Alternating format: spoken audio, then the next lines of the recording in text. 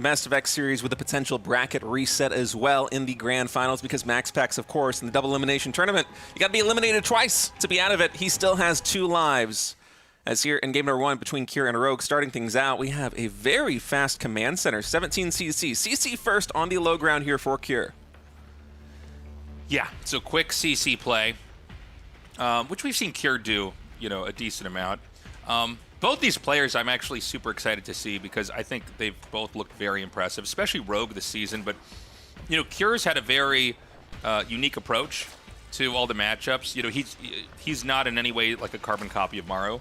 He really has a lot of interesting ideas that he's been tinkering with and kind of marches to his own beat.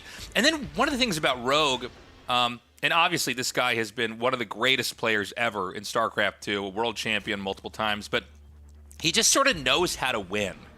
A lot of players will complain about, like, okay, well, this is what the meta looks like, or the matchup's too hard because there are these parameters that make it too difficult for me to get into late game or do this. But what I like about Rogue is he just sort of circumvents that. Like, he's been playing a lot more of a poppy, aggressive style. Because I think in a lot of cases he doesn't want to have some of these more drawn-out games, which I think is great. I mean, I always think back to, and I can't remember which GSL finals it was because we've had so many, but he played a very specific kind of control play the entire tournament, and then when he faced Maru in the finals, he switched into only Roach Ravager and did this like weird mid-game stuff that we hadn't seen basically the whole season from him, and totally smashed Maru. And it's like, okay, he must know that either Maru struggles against this or there's something he doesn't know. But the point I'm trying to make is, like, he just understands how to win, whether the circumstances favor Zerg or maybe Zerg's at a disadvantage. He's very good at mixing it up. And what we've seen from him so far in this RSL is explosive play. He's been going for a lot of run-bys. He's been doing, frankly, a lot of all-ins in every single matchup. And he's doing it on reliably a low drone count. Even when he's going up into 3-4 bases, his drone count, it might be 5-10 drones lower than you would expect a Zerg like Raynor to be at, because he just wants to have more units on the field. He wants to try and create problems for his opponent to solve. And in a tough situation, especially this late into a tournament, the pressure can get to you, even in the online format. And Rogue tries to exploit that in any way that he can.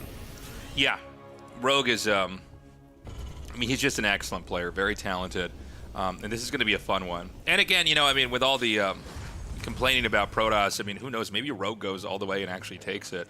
It is a lot of games that they're going to have ahead. We should point out, too, like, let's say that either Cure or Rogue were to go to the finals. It is an insanely difficult road to take. And that's the burden of being from the loser's bracket, right? It has to be a little bit harder. If Max Plax plays flawlessly, which he basically did as far as StarCraft 2 series go, then he's going to have the advantage. So he's basically sitting back, watching these games unfold. But it's a real fight, a real uphill fight here for both of these guys, whoever's going to take it. Yeah, got to get through 4 series in total to be a champion here for Kira and Rogue because of that bracket reset as well. Is Rogue going to try and get a Ling into the main base? Doesn't quite see the infrastructure. Does spot the barracks and the starport, so a little bit further up that ramp than I thought he might be there with a vision. But obviously doesn't know that there's a 2 barracks follow-up to this one from Kira. Although, I must say, it's a pretty standard opening that we have Kira doing. It's not the greediest build in the world. It's only 1 engineering bay. We don't yet have a 3rd command center. Actually, hold that thought. We have 4 more barracks coming down. I wonder if we're going to have something really aggressive from Kira in a couple of minutes. Yeah, I actually was maybe a little bit deterministic about this in my head. I thought we would 100% have another command center. This was like right when you started casting with me after Artosis left. Remember, there's all these different iterations of the 2 command center plays. Yeah, CC first and a Master Axe, and you just send it. but people stopped doing this. People do not do this anymore, and I think it was deemed as kind of obsolete. But Kira's going to come in here with kind of an unusual curveball of a play.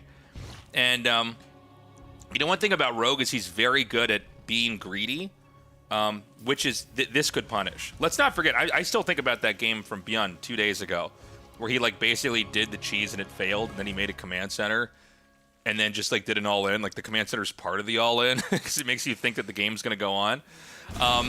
So maybe this push is going to do something. But if this doesn't work for Cure, it's a really annoying rest of the game, because Zerg is usually able to kind of keep you off of a 3rd base and slow you down and really grow and take the whole map, and usually you have to win in a really long game from there.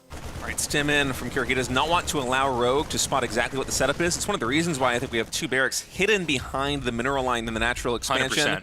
Rogue is going for mutiling Baneling right now, and he's doing it on 60 drones, which is a relatively low drone count here on 3 bases. It's not full saturation just yet.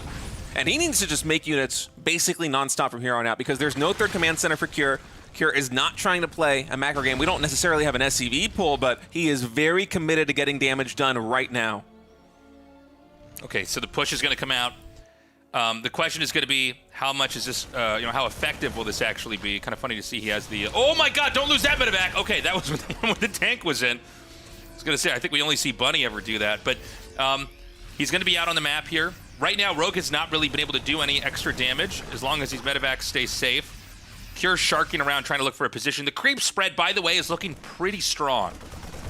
Yeah, good creep spread right now by Rogue. He's actually going to come in on both sides. A stim back from Cure off creep, but the Baneling's just a little bit too quick. There's no +1, man. They're just sprinting. Just keep running. The reinforcements run headlong into the Banelings. These connections are pretty good here for Rogue, despite the split of Cure. Just catching him before the siege tanks were actually set up to fire. There was no splash damage from Cure. Combat shields was not done. I think +1 just finished during that engagement. But oh man, that's a lot of momentum lost here for the Terran player. Yeah, that's rough. You know, the tanks are really the anchor in the push. And now he's got, the Banshee doesn't really help it anyway. He has one tank that's been pushed pretty far back, but you don't have any kind of foothold to really lash out at the Zerg, right? You have this sort of awkward position. So Cure's going to unsiege. He's going to try to nudge himself a little bit further forward here, but that's always when Zerg's going to punish. Oh, Rogue is so sick. He just snipes the tank. And Cure is really destabilized here. And now we're going to be in one of these games where it's going to be so hard to take an additional base. I think there are enough Lings and Banes you can basically just fight this. Oh, maybe not, actually. Some Marines are going to survive, but so many medevacs went down there for Cure that I think Rogue is just happy to take that trade any day of the week. There is still no third command center for Cure. He needs to make this work, and cost efficiency has almost been even between these two, which says a lot because Rogue is up 13 workers right now. He has that third base. The Mutas are going to swoop in again, take out another siege tank. Cure just cannot get a foothold before this third base. Yeah, he is going to try to come in here for another surround again. It's only Lings. I don't believe there's any Banes with this, so you got to be careful not to overextend. Okay, here come the Banes with this as well. If he can get the tank again, that would be crazy. And a command center just started. So for some perspective here, both players had to play a pretty low expansion powering style because things ramped up pretty quickly. But the third base is super important in StarCraft 2 because a lot of games are just basically, not a whole lot happens until the third base is up and running, basically. So Cure's going to be playing from a pretty tough spot. Now, he actually somehow just kind of slips through a blind spot here. They're both going to be taking huge hits at each other. The Mutas are going to be hitting these SCVs. Meanwhile, the fourth base is, I think it was either killed or denied. Yeah, fourth base gets canceled there by Rogue. As Cure is scrambling to try and defend in the main base right now. He doesn't actually have any missile turrets set up here in the natural expansion. I'm not sure if there's any in the main, so the entire mineral line lost. 16 SCVs do fall. Marines are going to stim. Only one turret here going to guard the main base. I think there is enough production here for Cure to stabilize, but on Rogue's side of the map, all that Cure really got done was denying that fourth base. Rogue was still happily on a 3-base economy. He's still fully saturated on those bases. Now the main is starting to mine out. And these Mutalisks have gotten so much value already, not just sniping the siege tanks and the medevacs earlier on, but also this counterpunch coming in and just completely decimating the mineral lines of Cure. Down to 31 workers. 1 or 2 Mutas will fall here. That's a nice catch by Cure, but he has a lot of ground to make up. Yeah, Cure is going to have that base up, but this is where it slows down. That 2-base failed push really makes the game pretty silent for a little bit, right? Like, Rogue can obviously fly around and try to look for any damage he can get away with here, but this is where the Zerg gets to suddenly power up. You get to really flex your position here on the map and expand everywhere. And although, gosh, as I was saying that, I kind of forgot that he did lose that fourth base. So I guess it really is just 4 base to 3 base. For some reason in my mind, sorry everybody, I thought Rogue was on 5 bases, but no, he's not. So he's still in a strong position, but it's not as strong as it could be. Oh, I didn't even notice this. Cure had been building the armory in the engineering bay in the natural expansion, if I'm not mistaken, and I think the Mutalisks actually canceled that. So we still don't have 2-2 started yet for Terran. They just finished in the main base instead, and look at the mineral income here for Cure. He needs to get turrets set up so that he can have some kind of defense to fall back on against the Mutas, so that he can finally get back onto the map, and then he can start these upgrades. So it's been a significant delay. We're actually going to have Rogue, who was behind on upgrades earlier on in the game, getting 2-2 much faster than the Terran, and that's something you very rarely see in the TVZ. Yeah. Yeah, that's kind of crazy. Kira's going to move out again. It's 41 SCVs. I think he went as low as 30 SCVs when the Mutas came in there and did that damage, which, by the way, makes it a lot harder to start to take advantage of this third base because you don't have the optimal amount of workers to even soak up the resources. And Rogue's going to go with a nice counterattack here. So this is walled off, but this third base is completely exposed, and it's going to be a bit of a trading position. So SCVs, almost all of them are going to be completely decimated. And I think that Rogue probably wants to sack this base that's getting attacked down here. I think you just cancel this, cut your losses, and you know, I think every time we see this tit for tat, I do think this is a little bit better here for Rogue, but hold on a second, because he's going to be elevating these units in the main, and this is a really hard position to kind of crack open. Yeah, Rogue going to be pushing in right now. All siege tanks are on the low ground. Banelings on the top. In the main base of Rogue are cleaned up by Cure, but the entire position at the triangle third just evaporates here. The Muta's now coming into the main base. The Zerglings get the full surround on the Marines.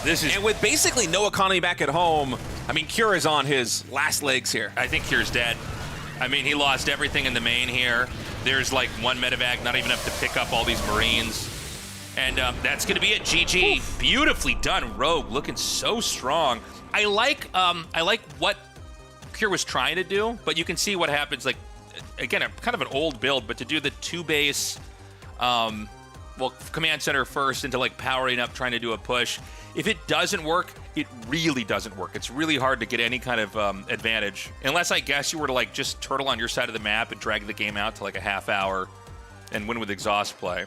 Yeah, I mean, Rogue just never gave him any opportunity to actually get the ball rolling. Yeah. The moment that Cure finally stepped on a creep with that 5 barracks push on a Rogue side of the map, Rogue just collapses on it from 2 locations. The siege tanks unsieged, were not able to deal with the Banelings, and Cure basically retreated back to his natural expansion, away from Mutalisks, away from Lings, away from Banelings. And it says a lot that Rogue is able, on 3 bases with Mutaling Bane, to bully the Terran back to their side of the map so relentlessly, when Cure is, he's not all in, but that is a heavily committed build, going for 5 barracks on 2 CC with no 3rd command center, with no double engineering bay. Rogue just fighting so powerfully in the mid game. Yeah, I mean, nicely done here by Rogue. In this best of 5 right now, he takes the 1-0 lead here. And we got to see what Cure's going to do this time around here. Remember that, like, Rogue's the last Zerg here. So, like, anything that Cure has right now at TVZ, he's going to bring the best of it. He's not trying to keep any ace up his sleeve for, like, the other Zerg later on, deeper in the tournament, anything like that. So I don't think we're going to see that 2-base build again, but whatever's the strongest TVZ he's got, I'm sure he's going to be showing it to us in this game. All right, game number 2 on 10,000 feet loaded in. Cure spawning in the bottom right is the red Terran, Rogue, the blue Zerg in the top left. We're going to go for the low ground wall in here as Cure. Might have some early Reaper play, reminiscent of the way the Byun used to open in TVZ a couple of years ago. It has fallen out of style, but it's still a good build to mix in. Right. And Rogue, you know, basically staying true to, you know, what we were talking about earlier. Very much a survivor, regardless of the state of the game, the patch, the iteration that the game is in, the meta, even the maps. He's very good at kind of understanding what the conditions are for him to win versus a given opponent. Yeah, he's been the only Zerg to find success in the RSL so far this season. Right. Raynor was eliminated in the group stages on day 1. We had Cham, who was very successful in previous seasons of RSL, also get eliminated without winning 1 series. And Shin as well was not able to make it into the RSL playoffs. The RSL playoffs, Rogue has been the only Zerg from day 1, and he is still fighting here on the final day of the RSL, up 1-0 now versus Cure. And he's been playing a different brand of Zerg from basically everybody. Low economy, very aggressive, fighting for domination on the map, not afraid to all in, not afraid to cut drones and bully a Cure who's 5-rexing him on 2 bases to his side of the map. It's exciting to see. It's super cool to see. And it's, you know, I think maybe some of the ideas that Zerg maybe needed right now. You know, every once in a while, Zerg get really into this kind of like macro mindset of like playing perfectly and kind of continuing to grow and tech up. But it's like, yeah, the race is not always going to be able to do that in different moments of the patch. Sometimes it's better to be trying to, like, you know, take fights on the map or to have counterplay and stuff like that. So this is going to be the 2 racks Reaper with the wall in here, which usually, usually has a command center behind it like we're seeing now. And, there's a lot of different versions of this. We've seen ones where you get a lot of Reapers. We've seen ones where you get like 2 or 3. And as the game continues to develop, we're going to see exactly what Cure has in store for us here. The sooner you cut the Reapers, the faster you can start to make Marines. Reapers fall off in value in kind of an insane way as the game goes on. They can't really fight anything. But, if you get enough Reapers out, sometimes you can put on pressure, you can get a lot of drone kills, and it can really pay off. Rogue has been watching the Reaper positioning here in the natural expansion, waiting for a moment to sneak these 4 Zerglings into the main base. He still sees the Reapers there, so he's going to continue to keep these postured right now in the foliage. So this is going to be a Roach rush here. Oh, it is? I didn't even see the production tab. Yeah, so the idea is that all of your infrastructure is at the front of your base, including the add-ons. So, and I love this, just coming down here and hitting like the tech lab, for instance. So this is a huge problem. Now the Reapers are going to come back, and that does chase them away, but that's kind of okay, right? Because he's powering up with Roaches. The Reapers are no longer scouting. So you almost like magnetically pull the Reapers back to defend. Oh my goodness. Rogue able to get this around on all 4 Reapers. Dude, that was tactically so perfect. He just lulls Cure in this false sense of security because he cleans up those 4 Lings, and then Rogue knows where every single Reaper is. He waits on the top of the ramp where Cure is going to go should he decide to move to Rogue's side of the map with those Reapers, intercepts them, and now it's just a trickling of Marines from these 2 barracks here in the wall-in, from 1 more barracks in the main base. We have Stim, Combat Shield, and +1 infantry weapons. All started here for Cure. Actually, a 4th barracks even for Cure. So production-wise, he's in a good position, but none of these upgrades are going to be in time. Yeah. And already the Ravagers are coming now into the natural expansion. That tech lab potentially going down here. Yeah, and you can dish out these biles in a way that are going to hit those SCVs. Oh, he just opens it up! Oh my god. This is insane. The Roaches, the Ravagers are all going to come through here. The bile connects on the Marines. What? How often do you see biles connecting on Marines this early in the game? That bile does get dodged. Only 4 more Marines standing here in the natural expansion. Cure. Oh, not looking happy on the cam. Oh my god, I need to get Blizzard on my speed dial. We got to get Zerga nerf again. They're too strong.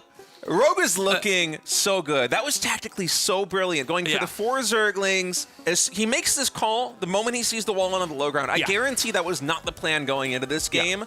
But he sees the wall on the low ground. Byun for a long time was the only Terran player who could really only make that defense work. It's been very tricky for everybody else. And Cure, he had the infrastructure to manage a defense with those 4 barracks, but he just didn't know it was coming. You want to be able to throw down bunkers. You got to get mentally prepared as well for a push like this one.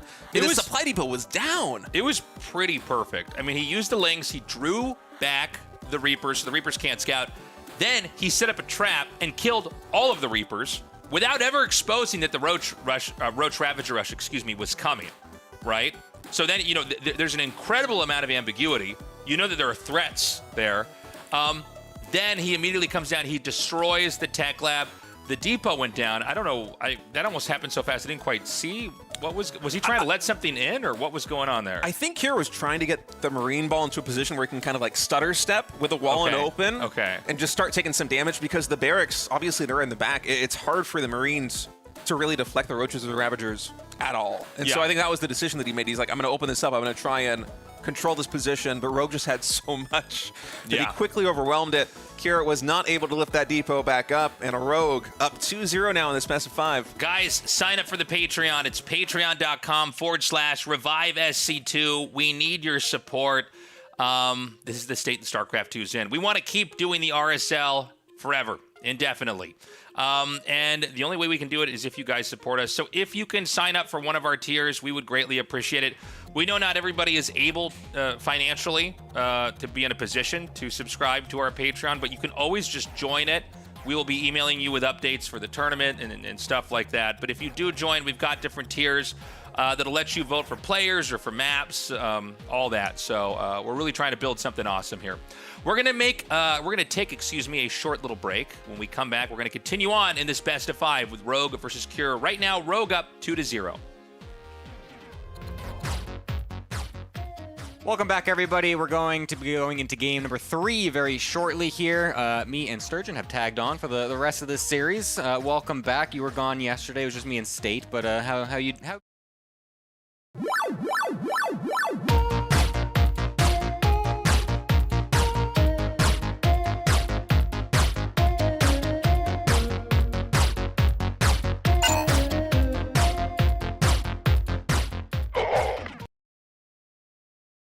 Hello, everybody. Welcome back to day 2 here in the RSL. I am Tasteless, and joined with me is Sturgeon. How you doing, man? I'm doing fantastic. What a first day of StarCraft we had yesterday. Some really good games. Classic, moving on, as well as Rogue. Amaru already out of the tournament in the group stage, Tasteless. The very first day of our tournament back here. Maru gets knocked out, but I mean, it was the group of death. It really was. It's insane to have those guys all playing together. To kind of christen day 1 of Season 5. But yeah, sadly, Maru's not advancing. Classic has been killing it in RSL in general, and so far this season is no exception. Today, we're going on into Group B, and do be sure to join us for Group C and D, which will be next weekend. Yeah, indeed. We have Hero, Trigger, Nightmare, and Solar today. 3 Protoss and a Zerg. Should be a lot of good games. I'm kind of looking at Hero as the favorite here to advance. I think he's obviously our offline champion. Won another season as well, looking very strong these days. And then the second place, I feel like, is kind of up in the air. Maybe you'd favor Solar or Trigger. I think both those guys have a good chance. Yeah, it's hard to say. I mean, Trigger's definitely historically been a little bit stronger, but I don't know if he is able to take on Protoss right now. I mean, this is an all ZVP group for him. Yeah, I mean, by the way, if you're joining us now, this is our schedule for the entirety of the month. As you can see, GSL has started as well, so if you want to join me and state where we're casting that, you can do so. We do have a slight adjustment here in the middle of the tournament. We're going to have a Friday-Saturday cast instead of a Saturday-Sunday cast because the GSL Finals is on the 17th. But other than that, yeah, it's the same as usual. Yeah, if you didn't have enough Tasteless in your life, there you go, dude. Double Tasteless 4, sometimes 5 days a week right now. We are sponsored by Archon Studio. They're the StarCraft tabletop miniatures game makers, and we have a bunch of their products here. They've been kind enough to be supporting us since Season 1, going strong here now in Season 5, and their stuff is awesome. We've even got one on the box, or on the desk here, a box on the desk, excuse me. You know, I love what they're doing. I love the game itself, but also the figurines. It really does look like it is from the StarCraft cinematics, the cutscene. So check them out. We really appreciate them supporting us. And it's kind of cool to be sponsored by an actual super cool product like what they've got. Indeed, and we also appreciate you guys who have signed up to the Patreon. That is what is keeping this tournament alive right now. It's purely community funded. So thank you for everyone who's checked it out. If you haven't, you can head over to patreon.com/revivesc2. There's a bunch of different perks there. You can vote on the players, vote on the maps. You can get a signed poster from the RSL team, which we gave with the players from the top 4 of the offline finals. Bunch of good stuff over there, so check it out. Yes, and join us on YouTube. You can watch live on YouTube. If you are watching live, do us a favor and like the video, leave a comment. That helps us get out to more people. But most importantly, if you're someone who consumes StarCraft content, even if you're watching on Twitch right now, do us a favor, go over to the YouTube. Only 50% of the people that watch on YouTube are subscribed. We hope to get that number up. But also, we want to just get this out to as many people that don't know about us. We're in an odd time zone. We're over here in Korea. That's an inconvenient time zone for a lot of English speakers. And so we know that the VODs kind of finding our future viewers through the algorithm is the way that this show is going to continue to grow. Yeah, it's tough to get a channel started, but we have made some progress, hoping to keep it going. And here are our players. We have Hero on the left, Trigger on the right. Trigger looking much taller than Hero today, which is... yeah, he's got his booster cushion. Yeah, he's sitting he's very high right now. A couple of phone books here.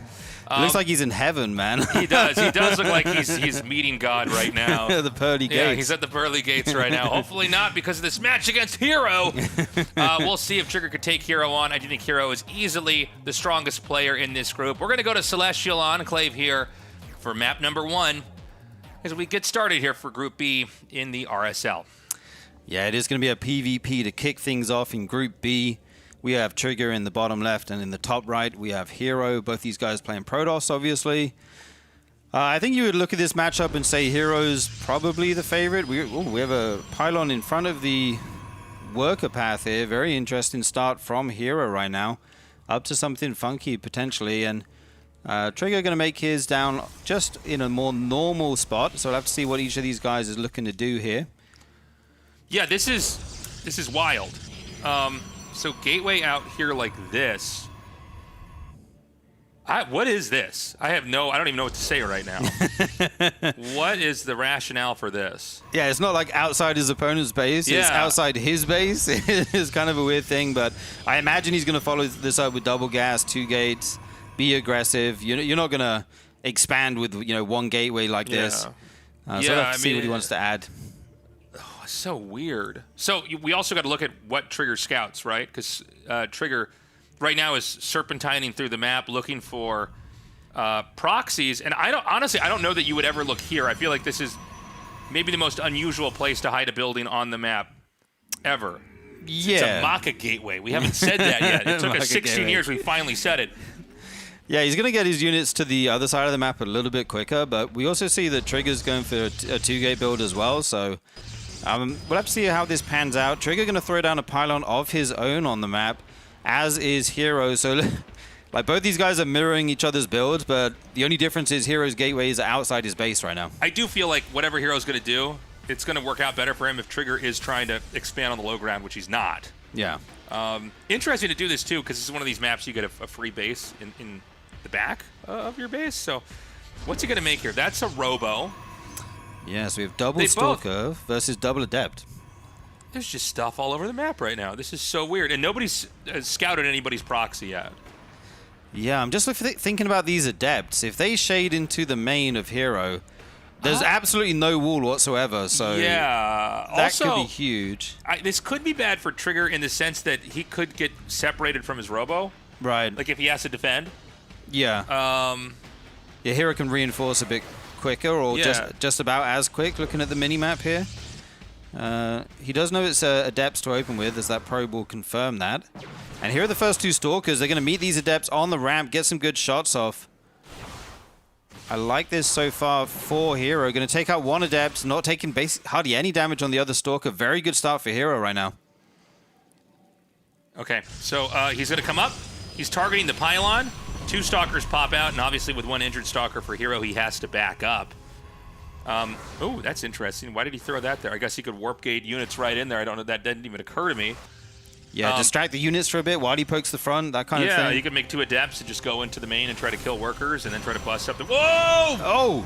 Or he could just run in there. He's just going to run straight up the ramp with 4 Stalkers. The shield battery putting in work, though. That 1 Stalker actually did not fall. Oh. And the sentry comes out with the force field. Perfect timing on that. This looked like it was disastrous for Trigger, but suddenly he's turned it around. The Immortal will show up, but there's no high ground vision right now. You can't see it. Oh, my God. Now, the Immortal, it's going to make it a lot harder to take advantage of the battery, but Immortal's coming in here from behind. The Immortal flank. Oh, the Pro Block! That's so sick! Oh. Oh my God. That was insane. I can't believe that went that well for Trigger. He played that so well. Such a little, some like really cool micro moments there, just clutching it out. And he's suddenly looking decent. He does still have this pylon in space. He has his own Warp Prism just about finishing now, as Heroes is already done, so he can get some work done with these Adepts. Probes have to be pulled here. Some of them will go down. How many can he get is the question. They'll have to be picked up momentarily. You don't want to lose too much HP on the Warp Prism. It's crazy how much damage you can do with just 2 Adepts. Yeah. You know, they one-shot probes, which is crazy. The pylon goes down, by the way. The probe kills might be the most impactful thing that's happened here. Now, you know that Hero knows that the Robo's somewhere on the map. Yeah. Right? And it would be a great moment for him to come in there and take that out. Because that's, that's the most important mid-game tech you have is the Robo. Oh, we're going to have some units warped in here, 2 Adepts. And like we were talking about earlier, there's no wall for Hero, so they can just warp straight in, shade straight into the main base. Luckily, he has some Stalkers there ready to meet them. Oh, got to be careful, though. Okay, so he's going to play a little bit of catch-up here, getting some worker kills of his own. Yeah, right now, Hero falling behind in the worker count after all is said and done here. The Adepts will fall 18 to 22 workers right now. The Prism for Hero is going to come back in, see what it can get done with 2 Immortals. They will pack a punch for sure. There's quite a lot of units already here, though, for Trigger. Yeah, that was it's hard to get much done at this point in time. You know, the Immortal kind of counters the Immortal as far as, you know, being able to get much done. He's going to recall that last one here. He has not found the Robo yet. I actually just assumed that this had been spotted. But you know he knows that it's out there, right? I mean, there's never a game where the Immortal comes from behind in that early fight, right? So it's got to be somewhere. But he hasn't found that yet, and that means more Immortals, more Observers, all kinds of stuff like that are going to be popping out here. You're in a bit of a weird situation right now. Both these guys just have a War Prism, you know, trying to harass their opponent, trying to pick off whatever they can. And then I'm kind of, like you said, if he can find that Robo on the map, he could get a decisive advantage taking it out. But I don't think Trigger even wants to make units from it right now because you could just lose it, right? Yeah, it's hard to get him home. You know, the Observer obviously is a safe play. Yeah, it's weird. I don't even know who wants to expand right now, right? Yeah, like, I don't think either of them can they? It feels so risky. Yeah, right. I mean, both sides have Warp Prisms flying around the map. Stargate is a pretty smart play here from Hero.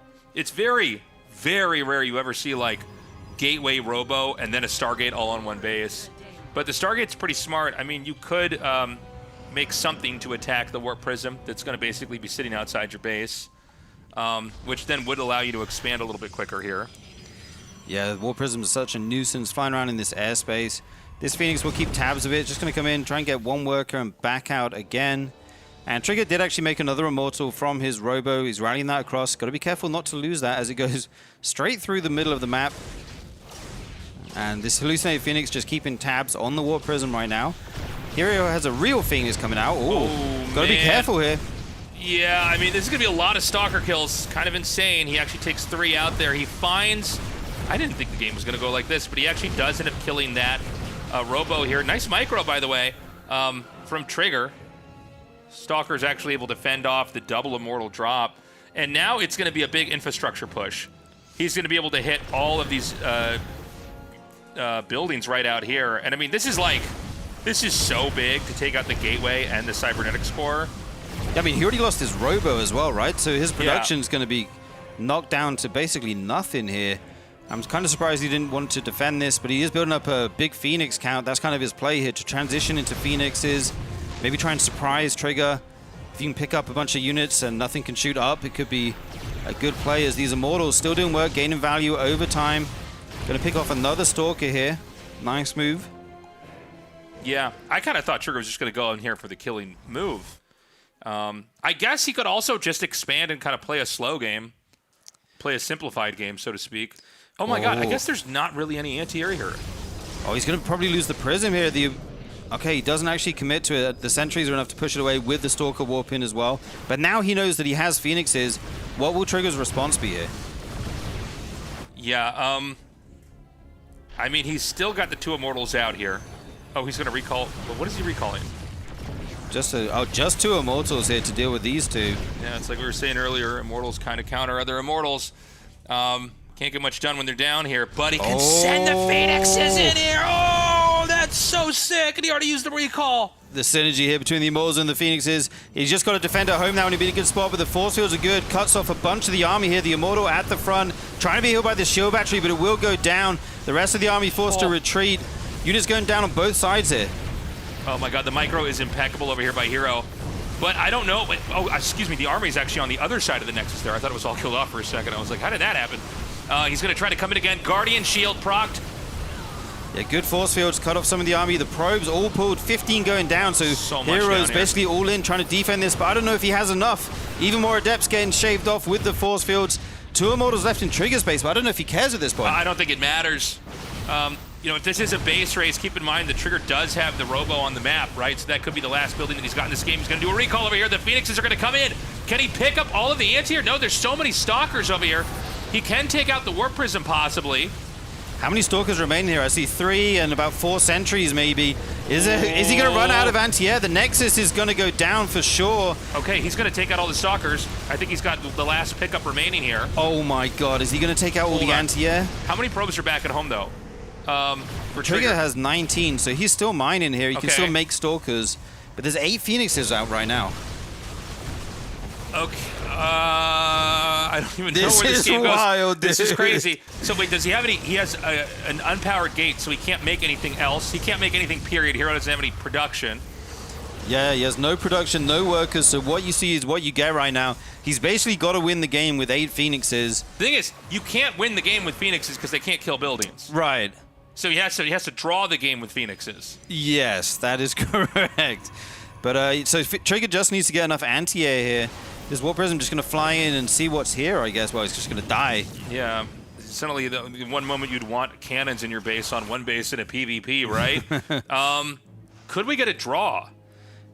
Well, I mean, if he can kill all these units and there's nothing left to shoot up, then it would indeed be a draw. Here comes the Guardian Shield. Hero's going to dive in here. The shield battery keeping that sentry alive. Yeah, the battery is doing some serious work. He takes it. Okay, that's going to be a GG. Ooh, wow. That was different. That was refreshing. That was a wild PvP, man. That was sick. I really enjoyed that. That was, from the very start all the way to the end, that was so cool. I mean, there was buildings all over the map. The position was extremely complex. Nobody could expand. Going Phoenixes off one base was genius. I know Hero lost the game, but yeah, really impressive stuff. It's kind of interesting how sometimes when you have fewer things on the map, the decisions become more difficult and complicated. Yeah. I was going to talk about chess, but I won't. But yeah, like it was kind of weird. You have armies on both sides of the map, and then you have your air units that only pick up air and they don't kill buildings. Yeah. And then in the end, Trigger just has to make as much anti-air as he can and stay home, and it's all about if Hero can overwhelm that. Wild situation. I was so impressed with Trigger's initial defense of Hero's aggression with the Stalkers going up the ramp. His micro there was so good. It was impeccable. Really great game. Hero losing game 1. Trigger looking phenomenal. A game that we will probably never get close to replicating because of how unusual it was. We're going to go to Necropolis now here for map number 2 and see if Hero can tie this up 1-1 or if Trigger's going to win this 2-0 in a crazy upset. Yeah, indeed. Trigger is he's a top player now, no doubt, but still beating Hero in a PvP is no small feat. He is extremely good in the matchup and just so unpredictable, so difficult to play against. Even when he's just going for a 2-gate robo, it's, in a weird spot and it's difficult to find the buildings and read what he's doing. This time we do see the pylon will just be at the natural ramp for both players, so something a little bit more standard to open up. Yeah. This is going to be definitely more of an expand-oriented game here. All very map-dependent. But I loved the last game.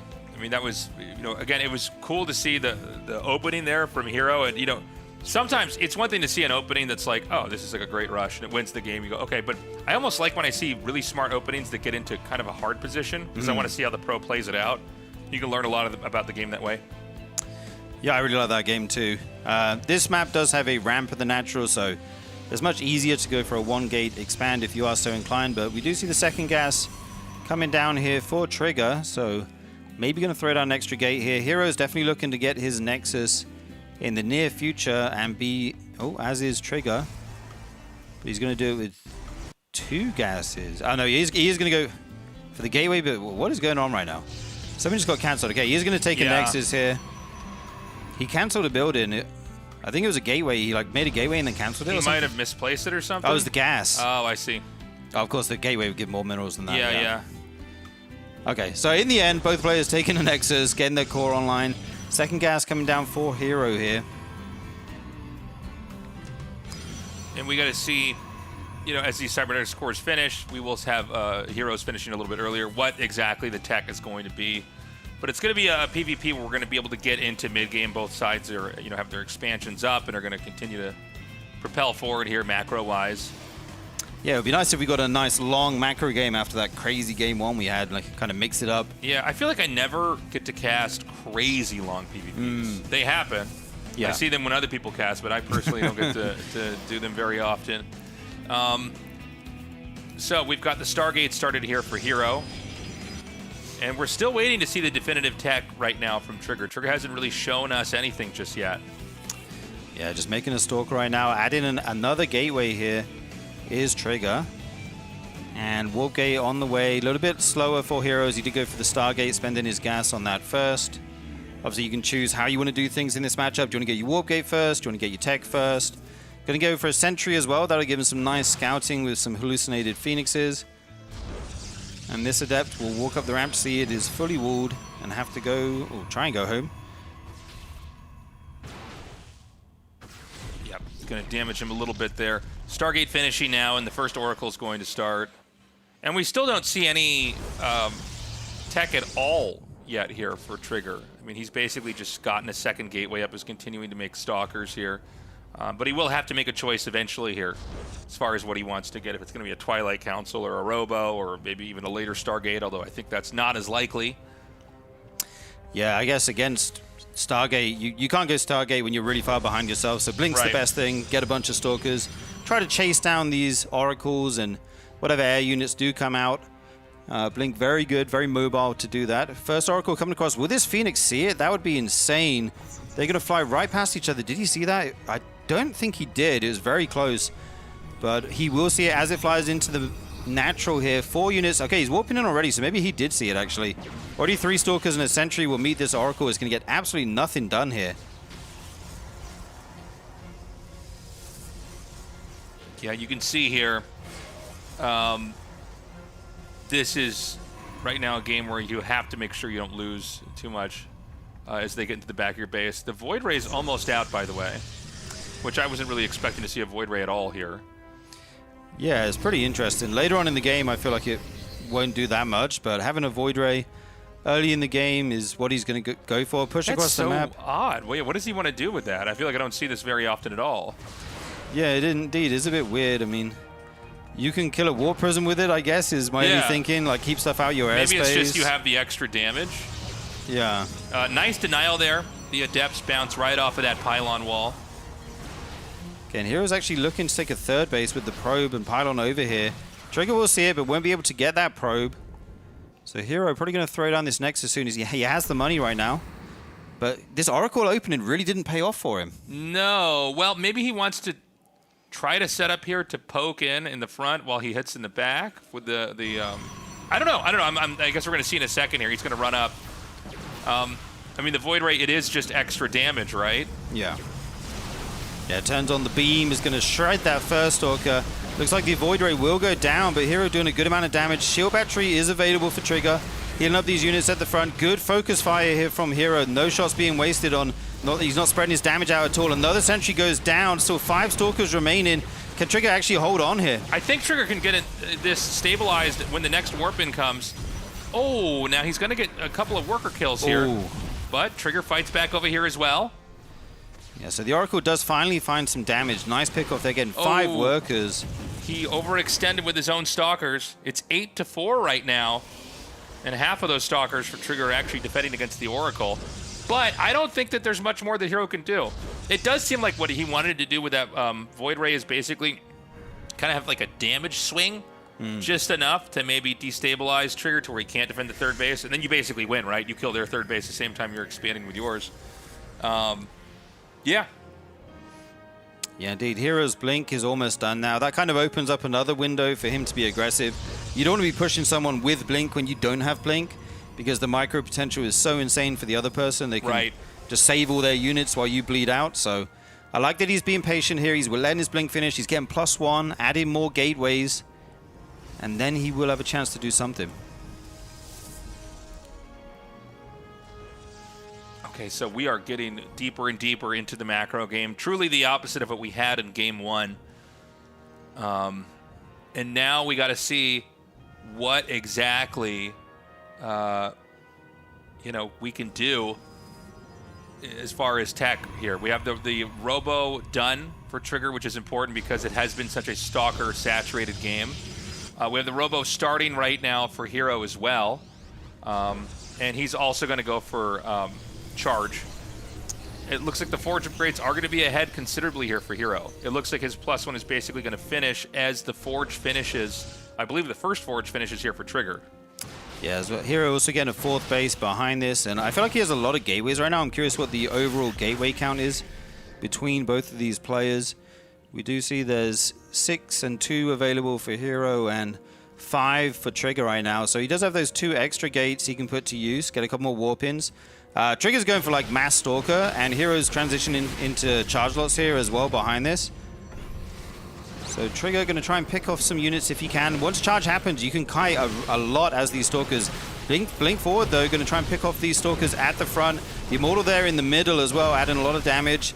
And these Zealots don't have charge yet, so they're just slowly chasing these Stalkers. Now they have to... Oh, the Immortal saved. Do the walk of shame home. That's insane.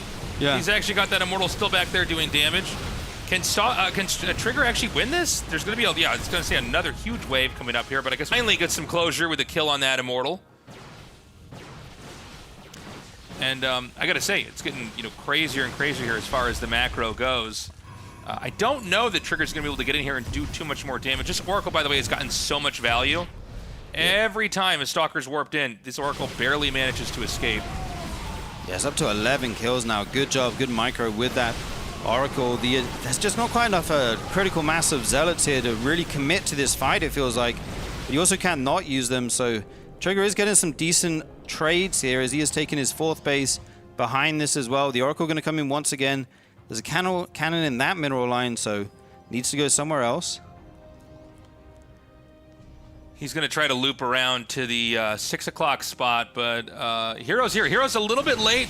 Could end up taking out the pylon here. Nicely done. No, oh no, I'm sorry. There's a pylon next to that. It's still powered. The problem is, Trigger doesn't have as sophisticated of an army. It's pure Stalker, which is never going to be as great against even Stalker Charge Lot. Yeah. There's just a little bit more damage here. And I'm worried now that Trigger may have been a little bit overexposed here with his Stalkers. But with the reinforcements, hold on a second. 2 Immortals come up here and immediately Trigger bounces back. Yeah, Trigger had a really nice arc there for a moment. Luckily, the Immortals do show up, and suddenly Heroes turn this fight around. Going to catch one more unit there. Nice pick-off, and I got to say he's looking good. If eventually he can get some charge lot run-bys going, I think that would be really good for him because it would be tough to deal with. Yeah, absolutely. Well, especially when your opponent's putting pressure on you. Seems like Hero wants to try to make something happen here. He does have a higher Immortal count, and he's going to have fully gone around here. Now, the army's a little bit fragmented, so I worry that if he recalls exactly like this, the Immortals are not going to be here in time. Ooh, but he pulls back. Oh, it was just a few Zealots, and the real army was behind him. It's a trap, Tasters. That was crazy. Well, how far can he... Oh, my God. He's completely surrounded. But then he's the one trapped. Yeah. That was such a funny interaction. Now, the probes are all the way out here on the map.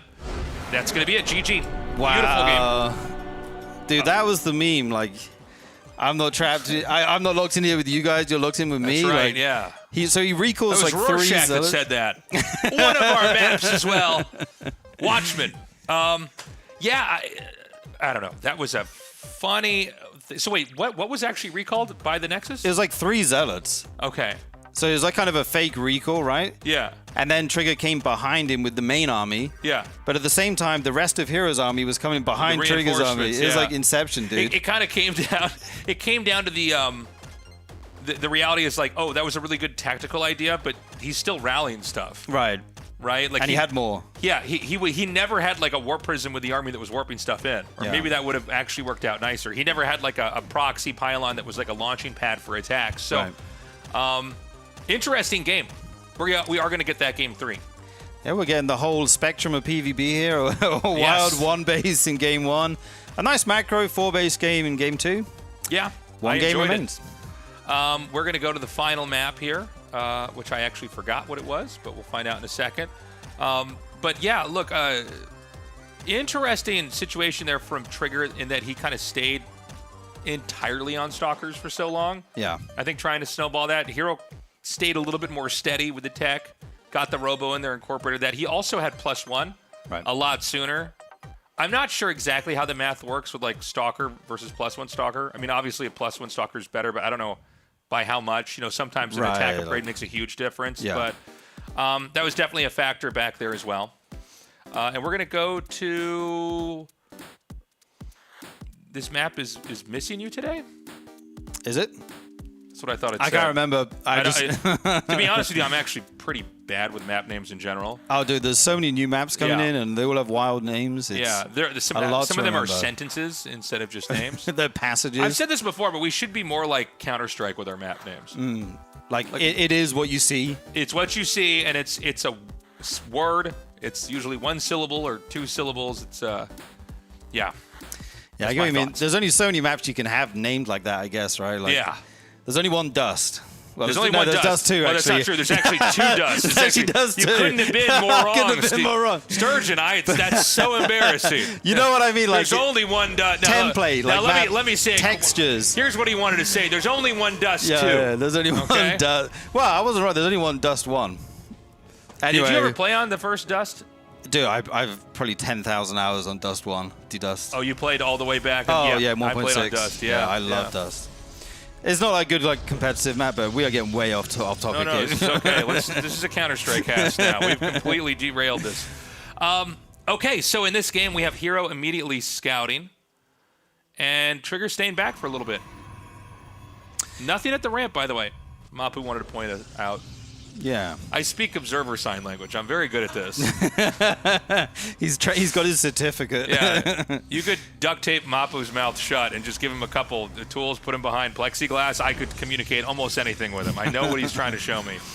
This tastes his superpower. That's right. It's like those guys that could do sign language with apes. It's like, is that Jane Goodall that did that? Is that Jane Goodall? Robin Williams? Yeah.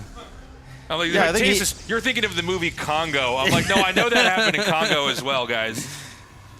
Robin Williams didn't teach sign language to the ape. Someone else was doing. He didn't teach it to him, but yeah, he spoke to it. Yeah, that's right. I think it was Coco. Was it Coco? Yeah, it was it Coco, I yeah. think. Yeah. There's a great YouTube video on that, but anyway, we see both of these players going for 2 gates. Isn't that a sad video? Doesn't Coco find out that oh no, was it? Yeah, never mind. I got it. All right. Anyways, it was touching. It was emotional and touching. Yeah, just like this game. So we've got the Cybernetics core finishing on both sides. Let's see what the tech is going to be. It's going to be double Adept right now for Hero. It's going to be double Stalker here for Trigger. Yeah, indeed. I was just imagining if a pro player goes back to see what commentators are saying about their game, and we're talking about Coco and Dust. The gorilla, yeah. And they go, well, it is a Protoss versus Protoss game, so they're kind of on point. Oh, fair point. Yeah. Yeah. Now, the Stargate coming up here for Hero. He's halfway done with that. Again, it's kind of a slow cook for Trigger. Doesn't want to get that tech out, gets the sentries out. Basically, the sentry is an important tech in of itself because it lets you scout what they're doing. So basically, he wants to expand and then kind of react and make the right compensations that he's safe versus whatever the tech is from Hero, where Hero's play style is much more active. Yeah, indeed. I like the Stargate from Hero. That Oracle, it was just one Oracle, but I think it got over 11 kills last game. Definitely paid for itself over and over. These Adepts will shade up and just confirm that the Nexus... Oh, well, they're going to go up the ramp. There will be a shield battery to block that. And did they actually see the Nexus there? No, the shade vision is quite low, so I thought he would like check the Nexus and then go up the ramp, but yeah, he doesn't might have actually thought see he that. did check it. You got to be careful. Sometimes when you're going really fast and sometimes the worst thing that can happen in StarCraft is like almost scouting and missing something because you might. You thought you did scout it, but you didn't. Yeah. In your mind, it might have registered as there's no base there, which could make some kind of incorrect decisions coming from that. So right now, Trigger is just chasing down these Adepts. The Adepts are going to try to counter shade back up here. Obviously, he's going to see that there is a Nexus there now. Here comes the Oracle. Couple Stalkers being warped in. The probes are pulled. Good response here by Trigger. Once again, won't lose anything to the initial Oracle harass. And now it will go sit in the airspace once again. An Adept going down. The other one gets out. Oh, no, it doesn't get out. He actually shaded in here, so that will fall as well. And Hero got his Nexus behind this. He's going into a Twilight as well. Robo is online for Trigger, getting that War Prism. And, oh, no. Okay. No. Oh, my God, he gets the kill. That's huge. Yeah, nicely done. Still one more Oracle out. And we have a War Prism coming here from Trigger. So I think it's going to be Trigger's turn to possibly attack out on the map here. You're probably not going to go for War Prism Harass because if they already have a Stargate, you just make a Phoenix and chase that away. So I think this should be some kind of a timing. He has a lot of sentries here. He's going to have a lot of force fields available. Hero going for the quick blink, or the faster blink. So he will be able to, jump around with his Stalkers, try and get something done. This Stasis Ward just gets the one Stalker. That's pretty good for Trigger, as he does move out across the map. So Oracle going to fly back in. The middle line is actually empty here, but he doesn't go for the probes. Going to go into the main instead of the shield batteries, so he doesn't have the DPS to actually take down the... I was wondering if you could hit the ones... Well, you could hit the ones on the gas, I think, but Not going to go for it. Okay, he's going to get 2 more gates over here. He's going to try to stasis ward this. He's going to leave exactly. Oh, that's funny. He actually ended up freezing the Stalker there, too. Meanwhile, the attack over here is going to come in. Now, you got to be careful because the Warp Prism can be sniped. It can be used to juggle, obviously to warp in as well. Good control so far. The angle is kind of rough, though, for Trigger. He's kind of at this arc where the stuff in the back can't quite get up here and hit. Guardian shields are triggered on both sides. The sentries are all wiped, almost all wiped, excuse me. And it seems like Hero's going to survive that. I think Trigger has to go all the way back home. Yeah, a lot of his units are bruised. They're getting down to half HP or so. He doesn't want to commit any further, as it is a situation where you can just lose the game if you do overextend. And once Hero's Blink is online, you know, you can't be out on the map with your Warp Prism. You're just going to get blinked on. It's so funny, this Oracle flying around trying to do something, waiting for enough energy to drop another stasis here. And Trigger going to fire up his own Blink, and he's got Immortal production started already here.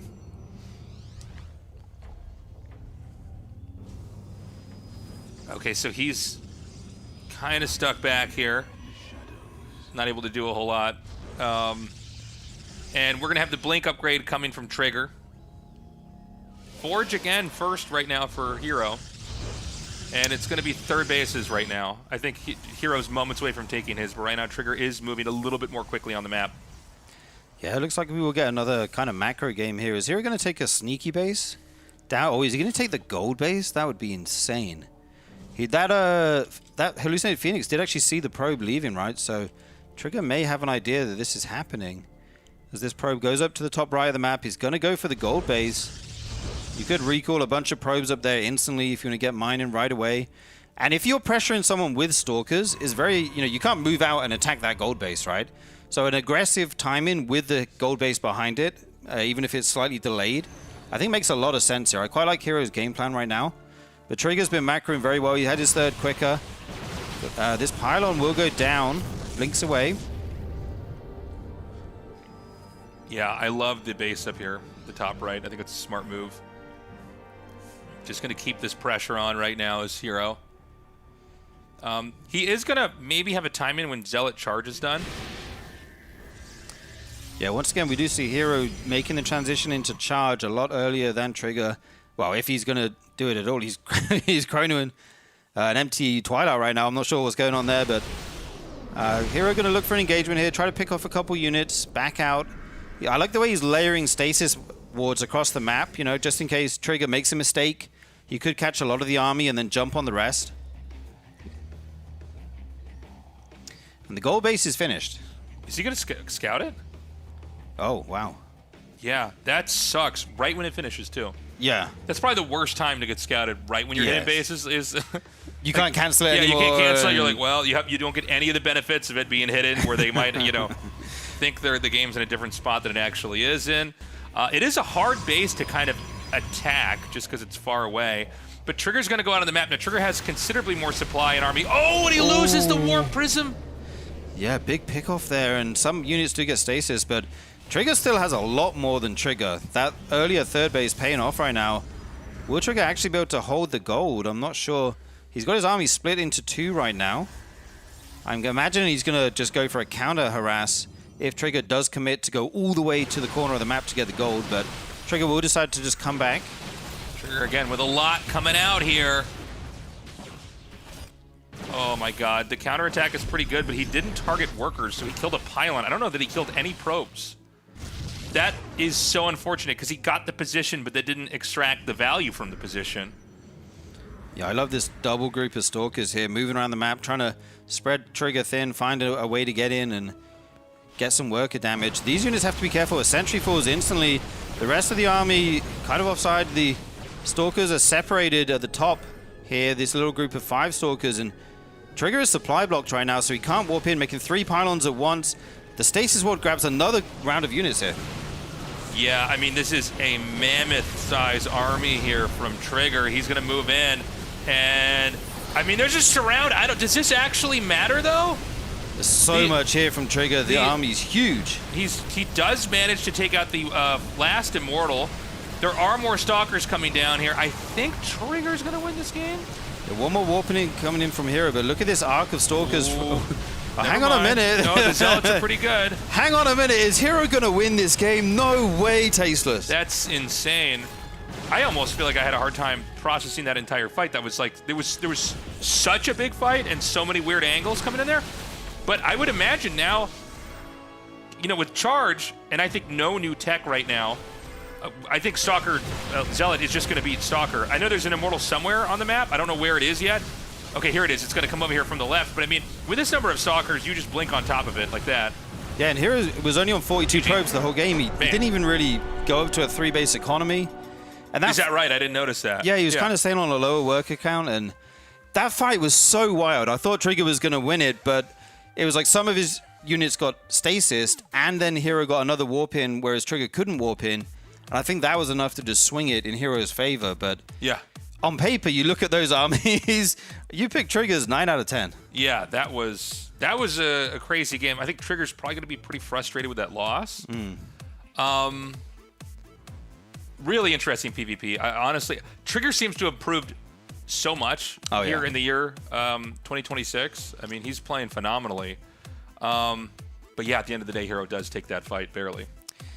Yeah, you can play extremely, extremely good StarCraft, but Hero just does something tricky and somehow wins the game. He's like a magician, dude. Yeah, he's so talented at what he does. Okay, so that does it for our first match. Guys, get out there. Look at my face. Look at me. I'm laughing down here. I'm like, RSL after dark. But then what's going on in the top left? I'm looking at who's going to be drawn in the groups, and look at my O face over there in the far right. That's I can't believe how good this YouTube video is going to be, face.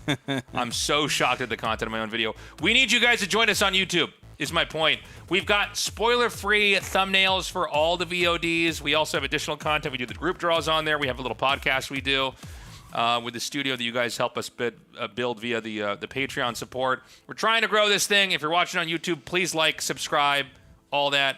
Yeah, we're going to take a short break. When we come back, the second best of 3 of Group B. Not enough to actually kill anything because there's nothing else besides those Widow Mines. So we'll allow the Mutas to just go into the natural as well, kill off a lot of these units, and then the Ultra Ling counterattack also going down. We're in a semi-base trade at this point. Yeah, indeed. And so many workers fallen already from Mario. 30 SCVs. These Mutalisks trading out. Oh, where do they go? He's losing so many of those.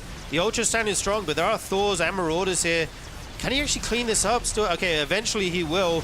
Now going to take the fight at home, try and get Maru to leave. So how do things end up after all of that? We have 84 workers for Rogue and only 41 for Maru. Dude, 47 SCVs getting killed off in that exchange is insane. Rogue going to be able to have a nice remax coming out here pretty soon as he can actually deal with this medevac bio drop. But that's all that Maru's got left on the field at this point on this side of the map. So we'll be able to kill this off. Still has a couple mutas. We'll be able to chase down the medevacs as well eventually too. So we'll kill this off.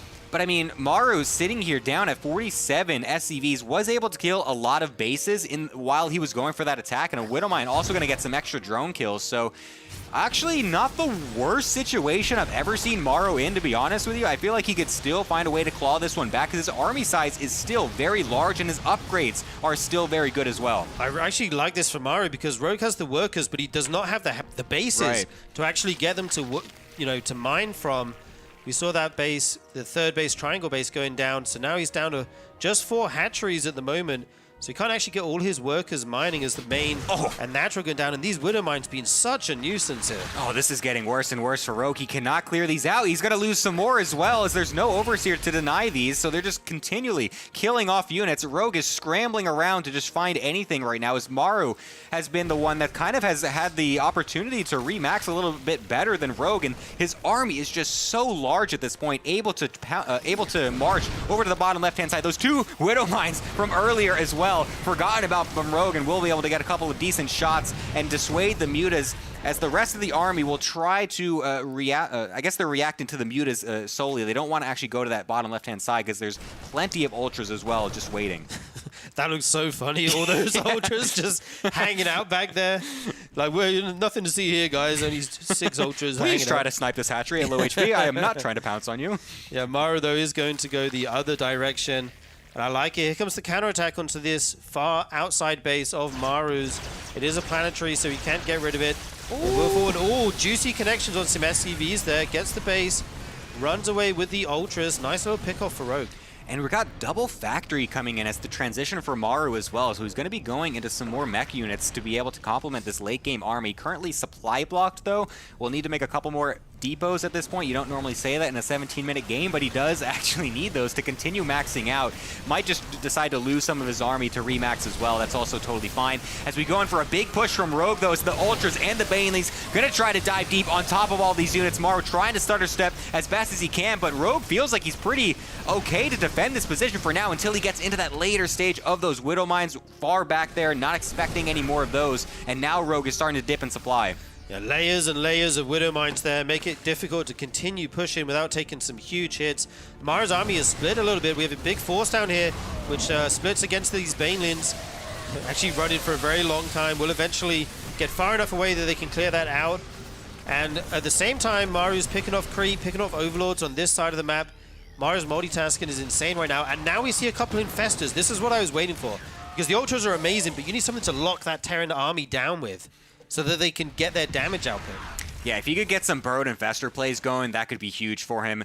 Of course, like you were saying, it's very difficult to get those Ultralisks on top of the units. Maru's so good at pulling back, so good at microing this bio. It's what he's made his name for over the years. And it's going to be a mass Widow Mine switch coming in from Maru as well, making it as difficult as possible for Rogue to take these engagements on the terms that he wants, trying to let the splash damage rule the board at this point. So he's going to try to do that. Nice fungal initially on some of these units, but with nothing else to capitalize, just going to be a warning shot basically at this point. Let's see if he can actually dislodge this push. Yeah, I'm not sure if I like that. That Widow Mine shot is ridiculous. Picks off the Infestor there. And I was going to say, I don't like him showing the Infestor until the last moment when you actually catch the Terran army. But nonetheless, here come the Mutas, here come the Ultralisks. Going to pick off quite a lot of Marauders here. They will group up with the rest of this Terran army as Maru is now trying to take the gold base. Yeah, that is a very forward position to be taking, but honestly, I kind of like it. He's got some tempo in this game, and he's going to try to abuse that. Chasing these Mutas now to the bottom left-hand side. Rogue is just trying to distract Maru for as long as possible, get any sort of position that he can, and delay these attacks. SCV transfer would be nice to kill off, but thankfully for Maru, he does have some Marines, has a Liberator there to get those Mutas out of his face, essentially. The Ultras still... Welcome back, everybody. We're going into the second match of the day after a pretty crazy PvP. I'm joining over here. Steve, of course, Mr. Sturgeon. You guys were going crazy over that PvP. It was really ridiculous. I mean, absolutely unique games that we probably won't see again for, I don't know, forever. I feel like that was just absolutely ridiculous. Yeah, especially game one. What a weird game. Like the buildings out the front of Hero's base. Then the Stargate transition, a bunch of Phoenixes, but nothing on the ground. Very, very weird game. And then we went into some more interesting macro games as well. Yeah, definitely an interesting set, but now we're going to be going into Solar versus Nightmare as our next matchup. PVZ, as Solar takes his first step into the Protoss Slaughterhouse. It's going to be a rough day for him going forward if he is not really a fan of this matchup. I'm not sure exactly how he's feeling about it, but it's going to be potentially a difficult day for him. But for now, at least, the starter should be more dealable, I feel like. I mean, Solar versus Nightmare. Solar has been very favored in this matchup over, all of StarCraft's history, essentially. Solar's been very good against Nightmare. Yeah, one thing he has going for him, you might look at it and go, 3 Protoss, that's a tough group. But he only has to prepare one matchup, which is nice. So your prep time is kind of almost cut in half there, as you don't have to learn 2 matchups. And I think he's not really like a super late game Zerg or anything like that. And I think a lot of the layer builds, the aggressive layer builds, still work decently well. So I kind of like his chances in this series. We'll have to see how things play out as we do load into Celestial Enclave. Yes, Nightmare versus Solar. The last time that Nightmare was able to actually take a game, or take a series, even though it was just a best of 1 off of Solar, was way back in September last year. And then the time after that he was able to take a series in total, a best of 3, was back in November 2024. So, wow, I mean, best of 1s don't really count. Exactly. So we could just say it's been almost 2 years since he's beaten him. Yeah, it's a bit rough for the match history so far for Nightmare. So this one will be a bit of an uphill struggle, but you never know what could happen. You know, Solar could just, you know, maybe be a little bit frustrated with the matchup, perhaps. Maybe just some things go wrong. Maybe Nightmare is able to come out with some very cool stuff. We'll see, of course, but should be a favorite for Solar overall. Celestial Enclave is the first map. We'll make it so that way we're probably going to have some kind of simpler, more standard openings. I don't think any player is going to do anything super tricky with the backdoor expansion or anything like that. Players don't really favor that expansion in the normal games. So you might see some kind of trickery with maybe like a proxy hatch or something earlier on, but we're not seeing that this time. Yeah, just a standard hatch gas pool here for Solar, as Nightmare is going to go for the Gateway Nexus core. Nice economic focus builds here from both players. This is very much one of the better macro maps in our kind of map pool. Especially with that hidden base that you can take, not hidden base, pocket base that you can take later, but a ton of bases on the map, pretty long walk distance to get across, and also a ramp at the natural as well makes aggressive builds a little bit more difficult. Yeah, there's ramps on multiple different spots as well, so there's also those rocks in between the high ground bases as well, so lots of easily defendable positions, choke points, ramps, and all that good stuff, so does lend for some more longer, drawn-out games, as it's going to be the Stargate coming out from Nightmare, so nothing crazy, no early Twilight for like a DT drop or very fast glaives or anything like that. Those builds have been kind of filtered out of the PvZ. And on, sees the delayed warp gate research, so probably will presume that gas is being spent on his Stargate, and he'll try and get the confirmation later on. You do see there's a Stalker follow-up here as well. Link speed about 60-70% of the way done. It's going to be an Oracle first here for Nightmare. Pretty standard stuff so far. Yeah, did he not? Okay, never mind. I was going to say the not go for the Adept at all would have been a bit surprising, but he is kind of hiding it back there to maybe he thought, or maybe he saw some Lings trying to sneak across the map, just wants to keep it back at home. Something that you sometimes do is you don't send the Adept across right away, or at least you send the Shade but then cancel it when it gets out of the Overlord vision to potentially bait the Zerg player to send a few Lings across to try and get the scout off, thinking that your Adept is actually on the map, but it's not. You canceled it and it's just kind of hiding in the back of the natural, so that interaction might have been happening right there. Unfortunately, the Overlord barely getting out of there, but okay, we'll be able to get that in the last second, of course, with the rest of the units there helping the Stalkers. So nice little pick there for Nightmare to get the Overlord, but not going to supply block Solar or anything like that. He was well prepared for it. Yeah, 3 Queens in position, going to meet this Oracle. Good damage on this already, all the way down in the deep orange hit points. Nice defense by Solar, deflects that harassment.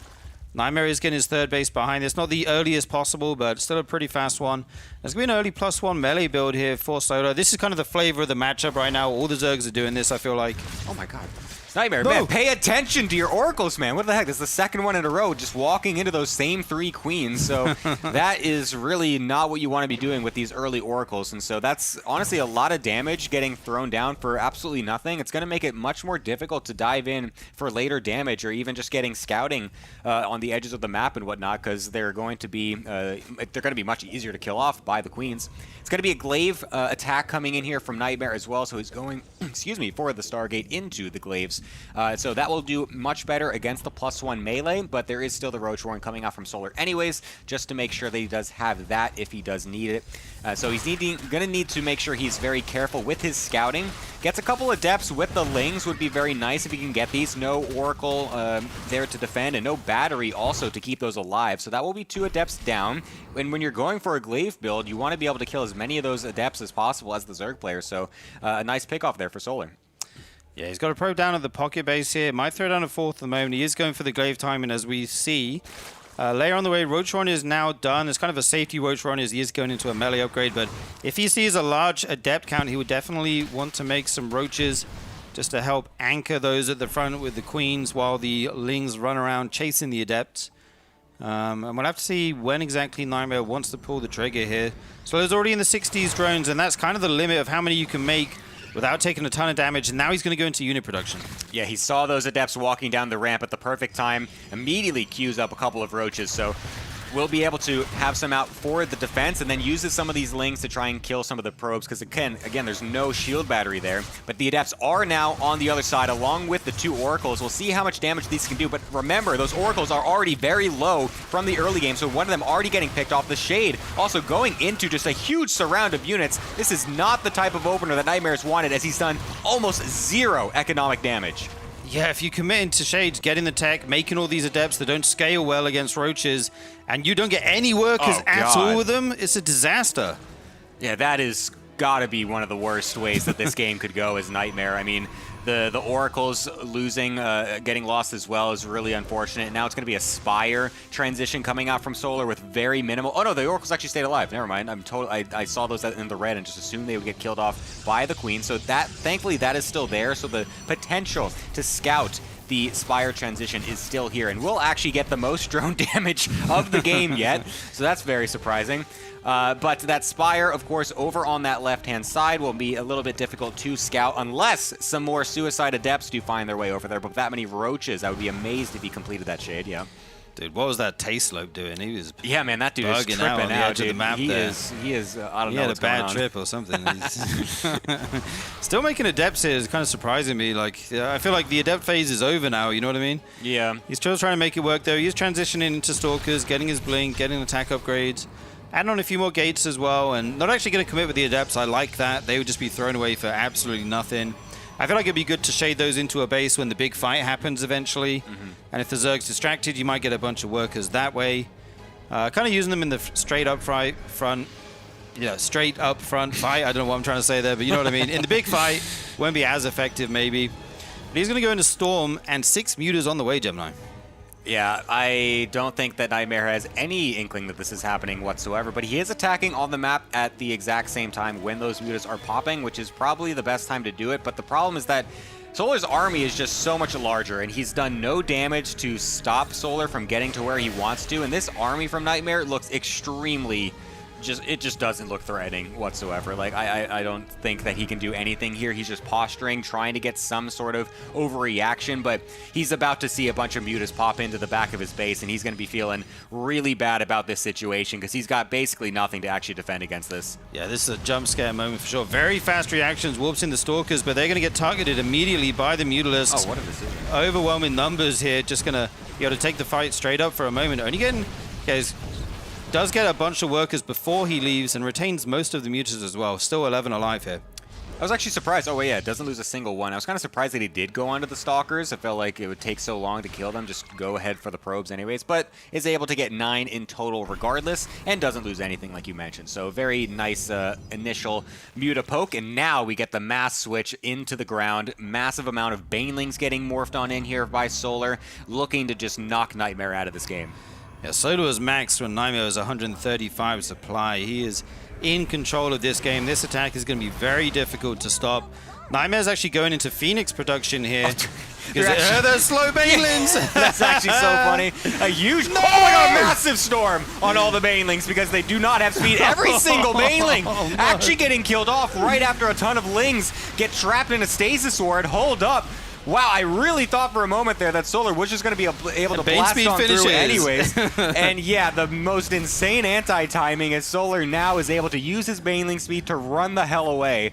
That went absolutely catastrophically for Solar. I was not expecting that. Yeah, if he could just wait 20 more seconds, he'd have +2 and Bane speed. I mean, you're going to have a way scarier army, but unfortunate there. Gives Nightmare a chance to stay in this game. He's going to go for round 2, though, and he's also going to hive behind this. So he can add in Ultralisks later or something like that if he does want to.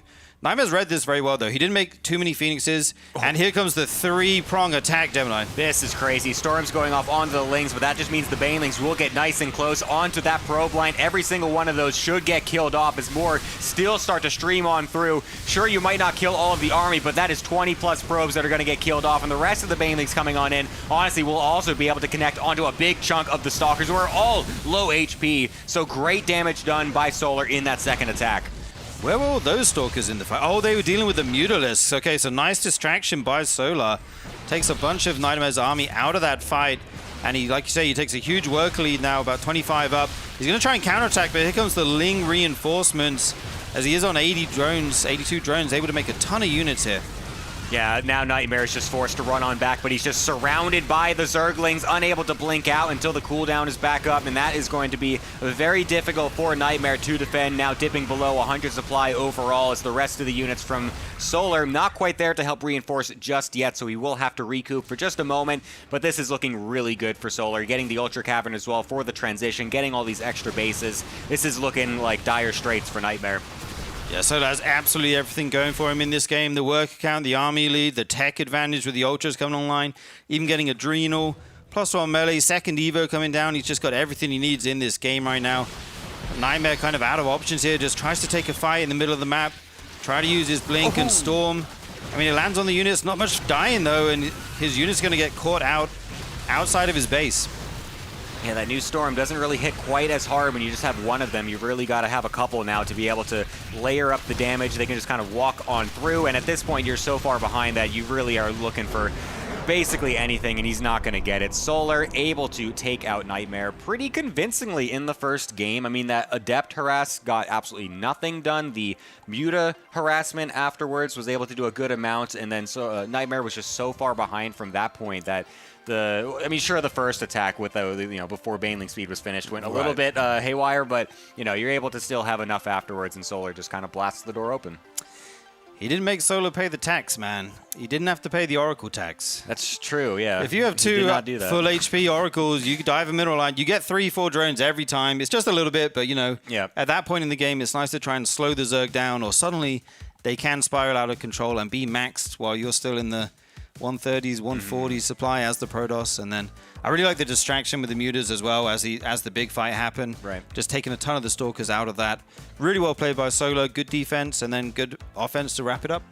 Yeah, I think Nightmare really just needs to lock in a bit better in the early game, because just losing the Oracle hull damage and just kind of idling them on top of some Queens is just, you're just giving up an inherent advantage that Protoss has in the early game with that early game mobility and just the map vision and everything. So needs to be able to lock in from the beginning. Let's see if he can do that in our next map on Ruby Rock. Yes, indeed. As we load here, Solar is going to be in the bottom right, Nightmare in the top left. And yeah, like you say, if he can just improve his early game harassment a little bit, then the Adept timing hits harder, things can look very different. He's going to send the probe over nice and early this game. Last game, Solar was able to take his hatchery at the natural base, which is always very comfortable as a Zerg. You feel nice and, you just feel good about that. It's just what you know. It's nice and easy to do. But he will be blocking it this time. Oh, will he? Ooh. Yes, yeah, he does. He doesn't have the money for it yet, so he will just go to the third base. Gonna take the front one, not the horizontal one. Yeah, it makes a bit more sense there from Solar to take this one, so a little bit unfortunate there. This actually is, I feel like, a better situation for Nightmare if he was going for the Glaive builds this time, because obviously you want that third base to be sectioned off if you're going for that, since the creep spread will be less connected. There's more opportunity to deny the creep in general in between those two exterior bases, so going for Adepts in that case is much better because it's easier to shade around. The Zerg player can't chase them as well. So I don't think he's going to be doing Glaives twice in a row, especially when the first one failed so horribly. It just doesn't feel right as the Protoss player to go for something like that, because if you're not able to actually get the damage done, you just fall pretty far behind. You just have because your tech is so late. Blink is really late. The Storm comes up really late. And if you try to get Storm really quick like he did last game, your army is just smaller, like you saw. Like, sure, he got those really cool Storms in the first fight, but that's it. You don't have the army. You don't have the production afterwards to actually continue into the game, so... Yeah, I feel like Adepts are kind of a once-a-series build. You kind of bring it out once in a best-of-3 or a best-of-5. Unless your name's Zest, and then you just win every game with Adepts ever. Yeah. but, while floating 1,000 minerals and forgetting to research charge. Yeah, we'll leave that one alone. But yeah, I mean, he's brought it out already. So like you say, I do expect something different here in game number 2. Dude, that just makes me think, like, every time we would used to see Zest do that stuff, you would see him just making those gross, ridiculous macro errors. And you're just like, God, imagine how good this guy would be if he didn't do all of that. Like, imagine if he was playing this well, winning anyways, but then also wasn't floating 1,500 and getting charged 15 minutes into the game. Like, God, that guy would have won every tournament in the history of StarCraft. That is a scary world. I do not want to live in Gemini. That would have been too powerful. And the Protoss race would have been nerfed even more. Yeah, man, every single patch, dude, we just keep getting nerfed and nerfed and nerfed into the ground! I'm just kidding. Okay, we do see it's going to be a Stargate here and a couple of Adepts as well. Very standard opening right now. 2 Adepts with the Oracle. Oh, there's no Oracle yet. On the other side, Solar's going to throw down his third base and his natural now, as he was hatch blocked. And Zergling speed is on the way. He's taking guys out of gas for the moment to get some more minerals. It's actually going to be a Void Ray first here. I like that. I like the little switch up. So we'll be able to deny some scouting from Solar, kill off the Overlords, and potentially mask some strange build that he might be trying to go for behind it. We'll see what he actually wants to do with this. Sometimes you just get the Void Ray to kill off the Overlords and you're just kind of pretending like you're going for some kind of weird build, but then you just do a normal follow-up anyways with a third base and +1 blink. So we'll see what he wants to do if he actually does hard commit. He is getting a very early double gas with this as well, so that does make me think that he might be trying for something a bit cheeky. However, there's nothing in the wall right now. There's speedlings on the map, so for a moment there, it looked like Solar might be able to dive on through, but he's not going to go for it. And it is going to be the Fleet Beacon coming out from Nightmare. 2 base Fleet Beacon, dude. Here we go, man. Let's see how Solar is able to deal with this. You can go for Tempest here, or Carriers, or Mothership. Dude, I want to see a Mothership rush, man. Let's see it. That would be sweet, man. Oh, yeah. Okay, he's going to get his third base here. The Adepts in the mineral lines as well, just to lock that down. Solar's droning up nicely here. Will overtake Nightmare's work count in the 40s, which is pretty standard in the matchup. These Lings just sharking around, trying to figure out exactly what Nightmare is doing right now. I kind of thought they might slip through there. Oh, you got to be careful. I think that Adept is not going to allow that. That Adept on the left is going to die, and yeah, they're going to go right on in. Is he going to find the Fleet Beacon? Absolutely. He's just going to see that Tempest morphing in the Stargate, so...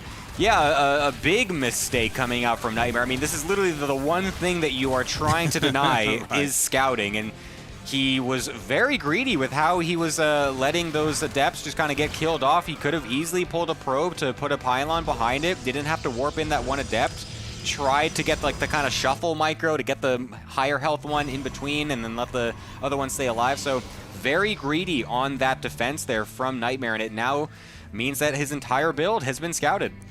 Yeah, very unfortunate for him. I mean, Solar will be able to rush into a Spire if that's what he wants to go for. We saw, who was it last season? I think was it Rogue who just went for that insane Hydra all-in? Yeah. Against the early Fleet Beacon build and didn't even let them pick away at his units for a long time. So it will be the Spire this game. And he'll try and get some Corruptors out.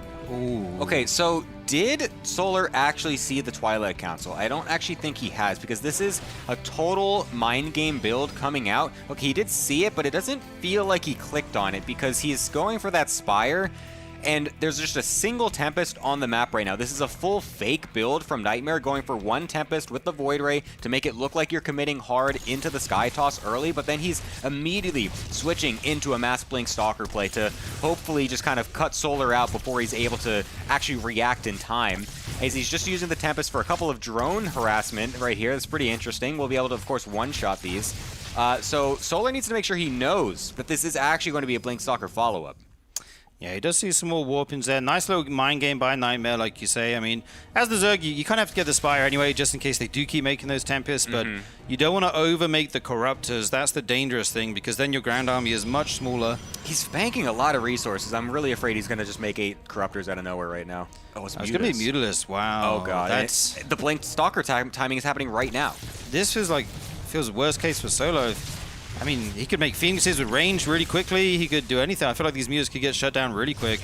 And like you say, he's also being aggressive with Stalkers, which Mutas cannot fight straight up. The Tempest dies to Queen somehow. And here's the follow-up scout with this Overseer. But the Blink Stalkers are already in his face. He's going to need to be able to deny this initial attack. He's got some Lings and Roaches on the ground right now, so we'll be able to do something. But Blink allows such versatility in these fights. The Muta's getting sent across the map as well. We'll find the Void Ray, but the Blink Stalkers are the big threat right now, and there's 16 of them on the map. These units from Solar on the ground are not going to be able to stay alive for too long, but he's doing a good job of just delaying for as long as possible. All Solar needs right now is time to make sure he can get more Roaches and more Lings on the field. Yeah, these Mutas are a problem. Gonna have to warp in Stalkers at home here. I thought he might try and go for Phoenixes, but the Mutas were already all the way across the map. This Queen will fall. More Stalkers warped into the main. The Mutas haven't done a ton of damage yet. And these Stalkers keep applying pressure. You got to micro them, though. You got to blink back these weak ones. He's obviously fighting on 2 fronts here. Finally, some probe damage happening for Solar as these Stalkers have to run away from creep. Yeah, this is starting to look much better now for Solar. The time bought from the initial attack is going to be enough to get some more units out. The Mutas forcing lots of Warpins back home as well, so they're not actually in the front. I feel like Nightmare maybe needed to just kind of pull the trigger on the attack and just ignore the Mutas and just try to get an overwhelming amount of Stalkers on the front to just batter down and snowball the fight, because splitting them between both fronts is not going to net him a victory. As we can clearly see right now, there's too many Warpins back at home dealing with the Mutas that were going to get damage anyways. And so he needed to get that big ball of Stalkers, and it just never actually happened. And now he's in this really awkward position where he's trying to still be aggressive with the actual Stalker ball that he has, but he's not able to do anything as the units on the ground for Solar are still very threatening. Yeah, he's trying to warp in more Stalkers, but this is a lot of Roach Ravager here. Going to be reinforced. So nice blink in here. Well, it looks like he's targeting that Ravager, but didn't actually get it. The units will fall back here for the Zerg, and I mean, look at the supply. Solar's so far ahead here, and there's no transition for Nightmare at all. No Storm on the way or anything like that. He's just making gateway units and trying to make this happen. More probes going to fall behind. Those Mutas are still alive. Good focus fire on the Ravagers. We'll pick up a couple of those. But does he have enough here? It doesn't look like it.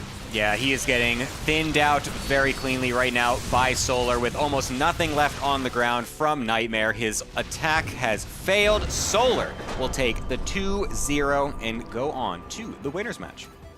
Yeah, indeed. I thought Nightmare had a really good shot there, like, you know, going for blink, basically blink all in with no transition, right?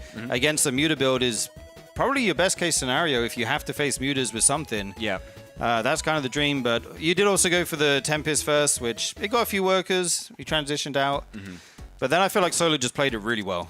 Yeah, it's also really unfortunate, of course, that the Scout did go on very early, but yes. I guess he maybe didn't mind as much just because he knew he was going to be going into that kind of follow-up fake blink attack as well. So I think the bigger problem also is that he actually lost probes when that Ling harassment came in as well. So when you're going for a build like this, like, it's very down to the wire. Like, you need to make sure you're keeping your economy set up correctly, because you're putting so many resources in so many different ways. You can't really afford to just randomly lose 4 probes out of nowhere. That's actually going to impact your build pretty heavily. And so you want to make sure you can just have as many units as possible. And it just really started to thin out way too quickly. And then having to warp in Stalkers back at home, it just was kind of doomed from the start, it felt like. Yeah, you have 3 mineral lines to protect with Stalker Warpins against Muta. Yeah. It's like you need a lot of Stalkers to do that, and then you just don't have enough at the front. But yeah, let's take a look at our maps, guys. These are the maps that were voted out this season. Mothership's gone. Tidal Citadel is also gone, as is Throne of the Dunes, one of your favorites, Gemini. Yeah, I did like that map. I thought it was pretty good. Yeah. Usually the Patreons are very good about this, but this time they Usually, were wrong. they were wrong. Just kidding. We love you guys over on the Patreon for voting these cool maps in. I don't really care which ones you vote out, to be honest. The new ones that you voted in are very nice. They're very cool and exciting. I'm very excited to see if Exarch eventually does make it into the rotation, maybe a little later in the tournament once the series get a little bit longer, as it's a 4-player map, and it's a very beautiful looking map. So I'm very excited to hopefully see that one. It's drawing me in. There's a spiral in the middle. Yeah. It's like it's just, I feel like I'm getting lost in it, but I definitely want to see some games on that map. That would be hype. Not sure if the players will go for it or not. We will find out in future series. Yes. For now, we're going to go on to a break. We're going to go into the winner's match after that. Stick around. More RSL coming on up. I'm playing this on a very low drone count. Oftentimes, you'll see a player like Raynor, for example, might go to 90-plus drones when you're doing this kind of style where you're constantly trading armies with a Terran player, and he'll have a healthier economy because of it. But a Rogue just has a little bit more army supply, and you can see that starting to pay off. Yeah, indeed. Mario will find this one hatchery down here as the drones evacuate. That's a nice pick off. On the other side of the map, going for a Ling run by, picking off some tanks in the mineral line. More tanks exposed here, but the Ghosts come to help out.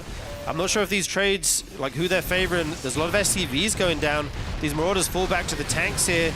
That Viper takes a big Widowman shot, but will survive. Here come the blinding clouds, and we have just got non-stop action here in this game now.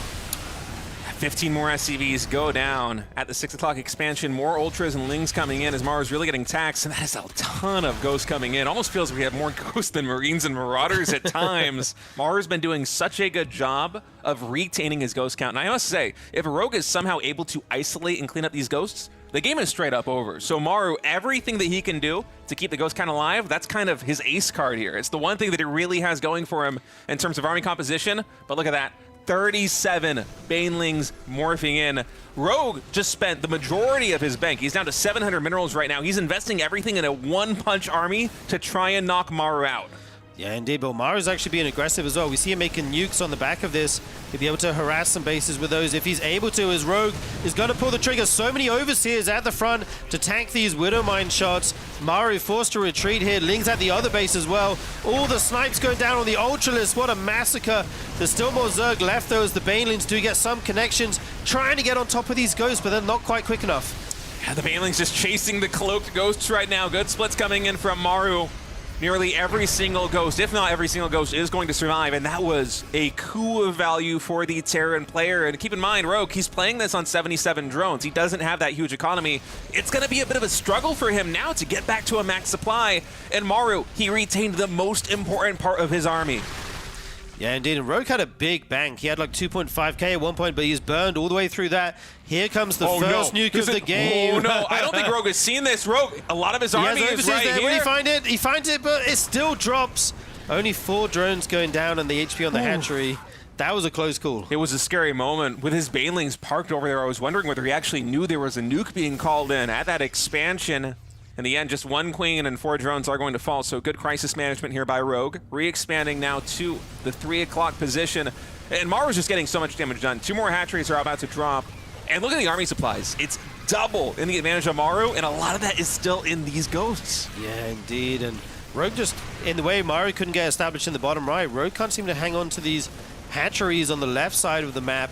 2 more going to go down here, as this one is in the red HP already. Some Widowmines coming over, and Rogue just doesn't have the army to What to is find this change? 17 Swarm hosts get started for Rogue. I saw him get max supply, and I'm like, wait, what just happened? How do you possibly afford a max supply army, given the way your economy was a moment ago? Well, 17 Swarm hosts is how you do it. I don't think I've ever seen a Swarm host transition like this versus Bio in the late game. This is something you might see versus Mech in the late game.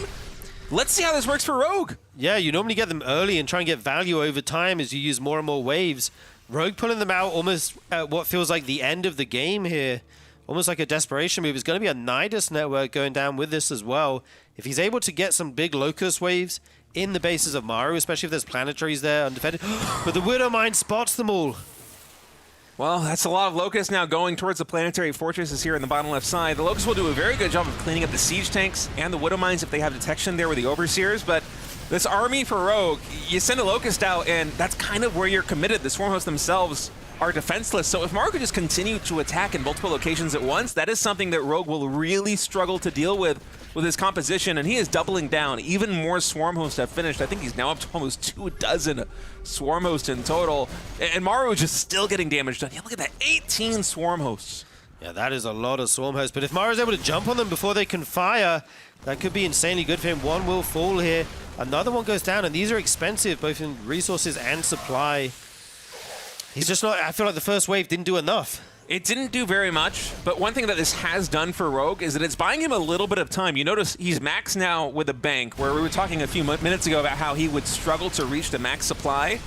And Maru, he has been able to snipe 2 hatcheries in this time, but the Swarm hosts are a little bit of a curveball here, and I think it's throwing Maru for a loop. He's slowing down a little bit. Even Ling's catching him out of position right now as Maru's trying to secure an expansion in the top left side. Ghost Academy also getting rebuilt. Maybe even more nukes are going to be on the field. And look at this, a Nidus network in the main base. Rogue is just an agent of chaos, Rogue Sturgeon. is a genius. I can't believe he might find a way to... Hello, everybody. Welcome back. Thank you for waiting. We're going to go to the winners match now of Group B and see who will be advancing.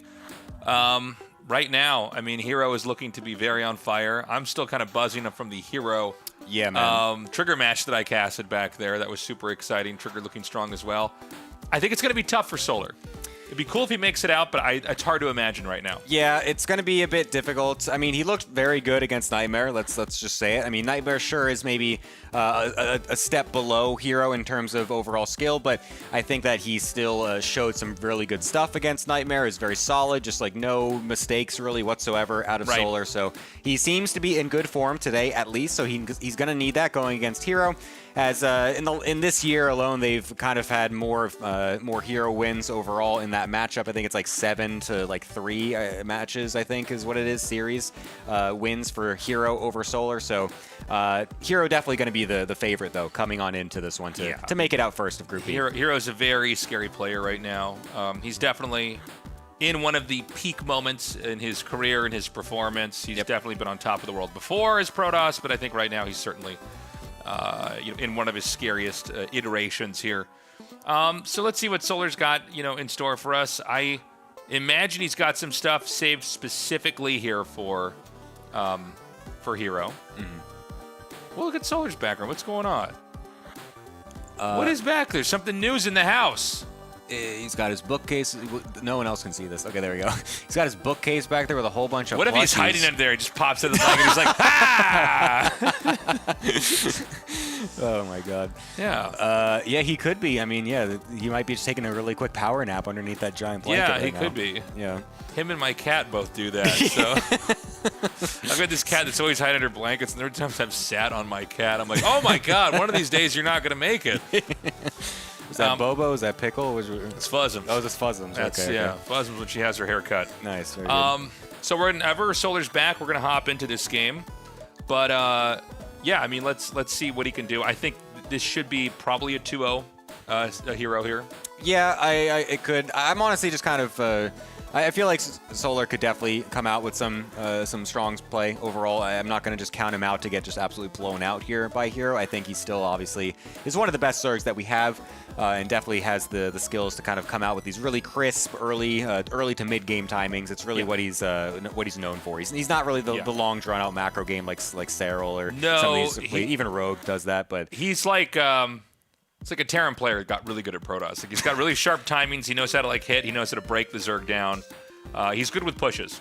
Good with pressure play. Yeah, both these players are kind of good with that. It seems like they're very mid-game focused. Yeah. So this should be a nice explosive series. And we're going to be going into at Eternity's Edge, actually. It's going to be the first time we see this map coming on in. It's one of the newly voted maps this season. Yeah. So yeah, we'll be able to get a nice first look at it. Good game in this one. Okay. I'm standing up for this one. Nice, man. My old man back. You're just absolutely mogging the hell out of me right now. I'm absolutely cast-mogging Gemini over here. I just have to look up at this just towering beast over right next you. to me. Talking about how the third base is so important in StarCraft 2. You got to get it up in time. I wonder how this looks on the camera right now. If Ziggy just switches over to us and you just see Tasteless. Should we see? What do I look like? You only see Tasteless's depth. Can we cut to me on camera? What does this look like? This is what it's like when I'm just over here explaining what the games are like. No, I tend to cast a little bit better when I'm standing. Oh, boy. Oh, wow. Hero's actually making a gateway in his main base. The problem is that I have roller skates on when I stand, so my feet are wiggling around when I try to do it. Oh, my God. Please stay stable, Tasteless. Yeah, I can't have you falling down on this desk mid-cast. Right. That's why we have to get a rail installed at this desk so I don't fall over. You need one of those, bathroom rails for disabled people. That's right. I need one of those disabled people rails so I don't fall over when I cast standing in my roller skates. Oh, man. That goes well with the toilet seat that you have there, so that when you mute yourself, you can flush on cast. They say, well, maybe you should just take those roller skates off so you don't fall over when you stand and cast. And I go, well, I don't cast well when I don't have them on. So in this game, we've got this guy fast expanding. Hero fast expanding here. Probably going to be kind of a slow start to the game itself.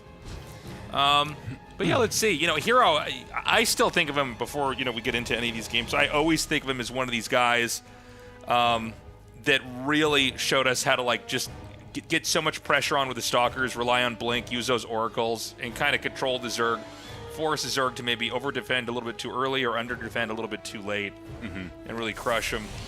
Yeah, he's like I said earlier, he's going for this gateway in base thing. He's done this a couple times versus Zerg in the past, and sometimes when he does it, he goes into a couple of sentries afterwards is what normally happens. This time he is going to go into the fast Stargate like normal anyways.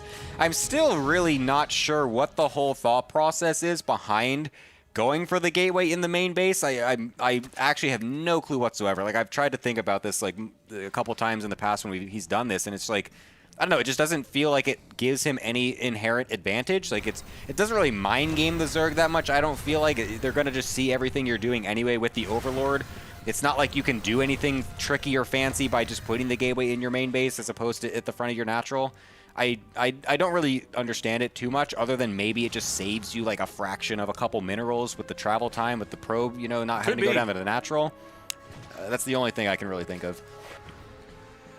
Yeah, so we're going to have that first Oracle come out across the map here and start to put that pressure on. And, you know, we'll see, would this be... I don't think he'll have an Adept timing here, but he could. You know, people bring him out, you know, periodically here.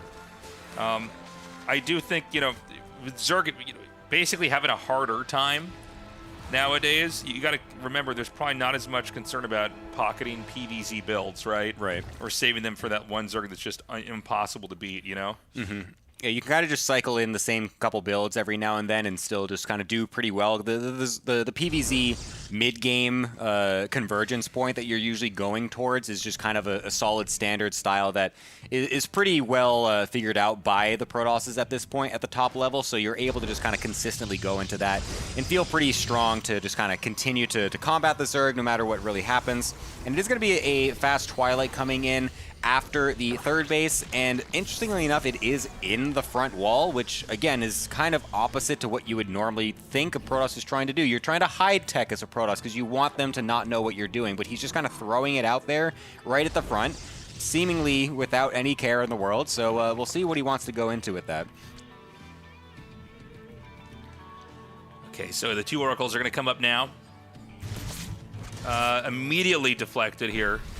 Totally wasted the shields even just trying to come in from that angle. It's going to be an Adept build, by the way. Glaives. Wow.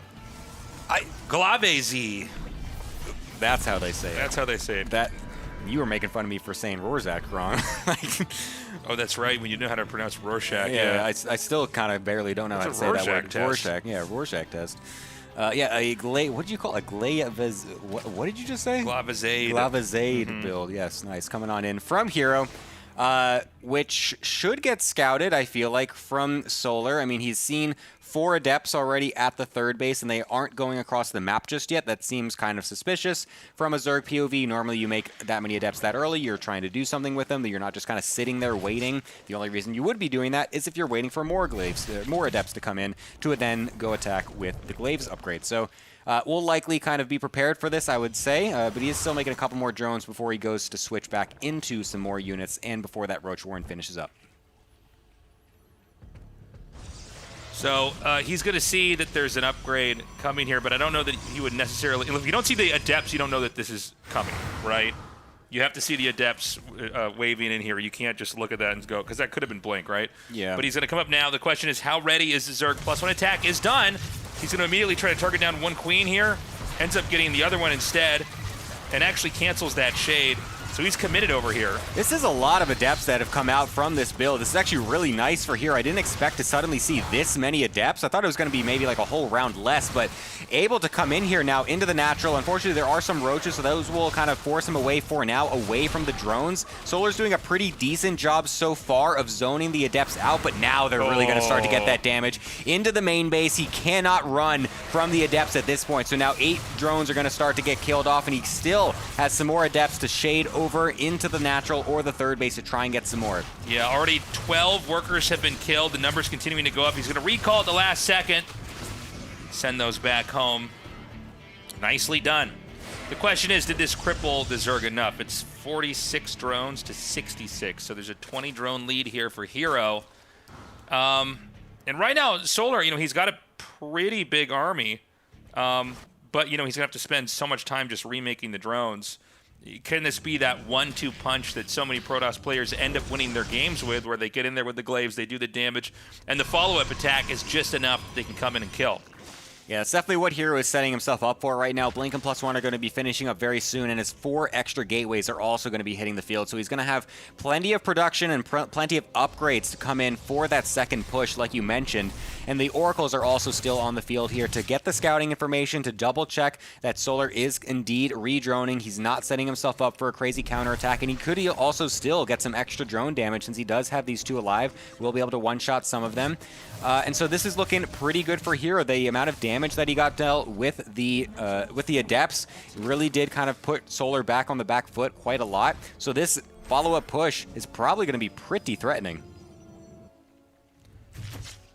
Okay, we've got the push coming up now here from Hero.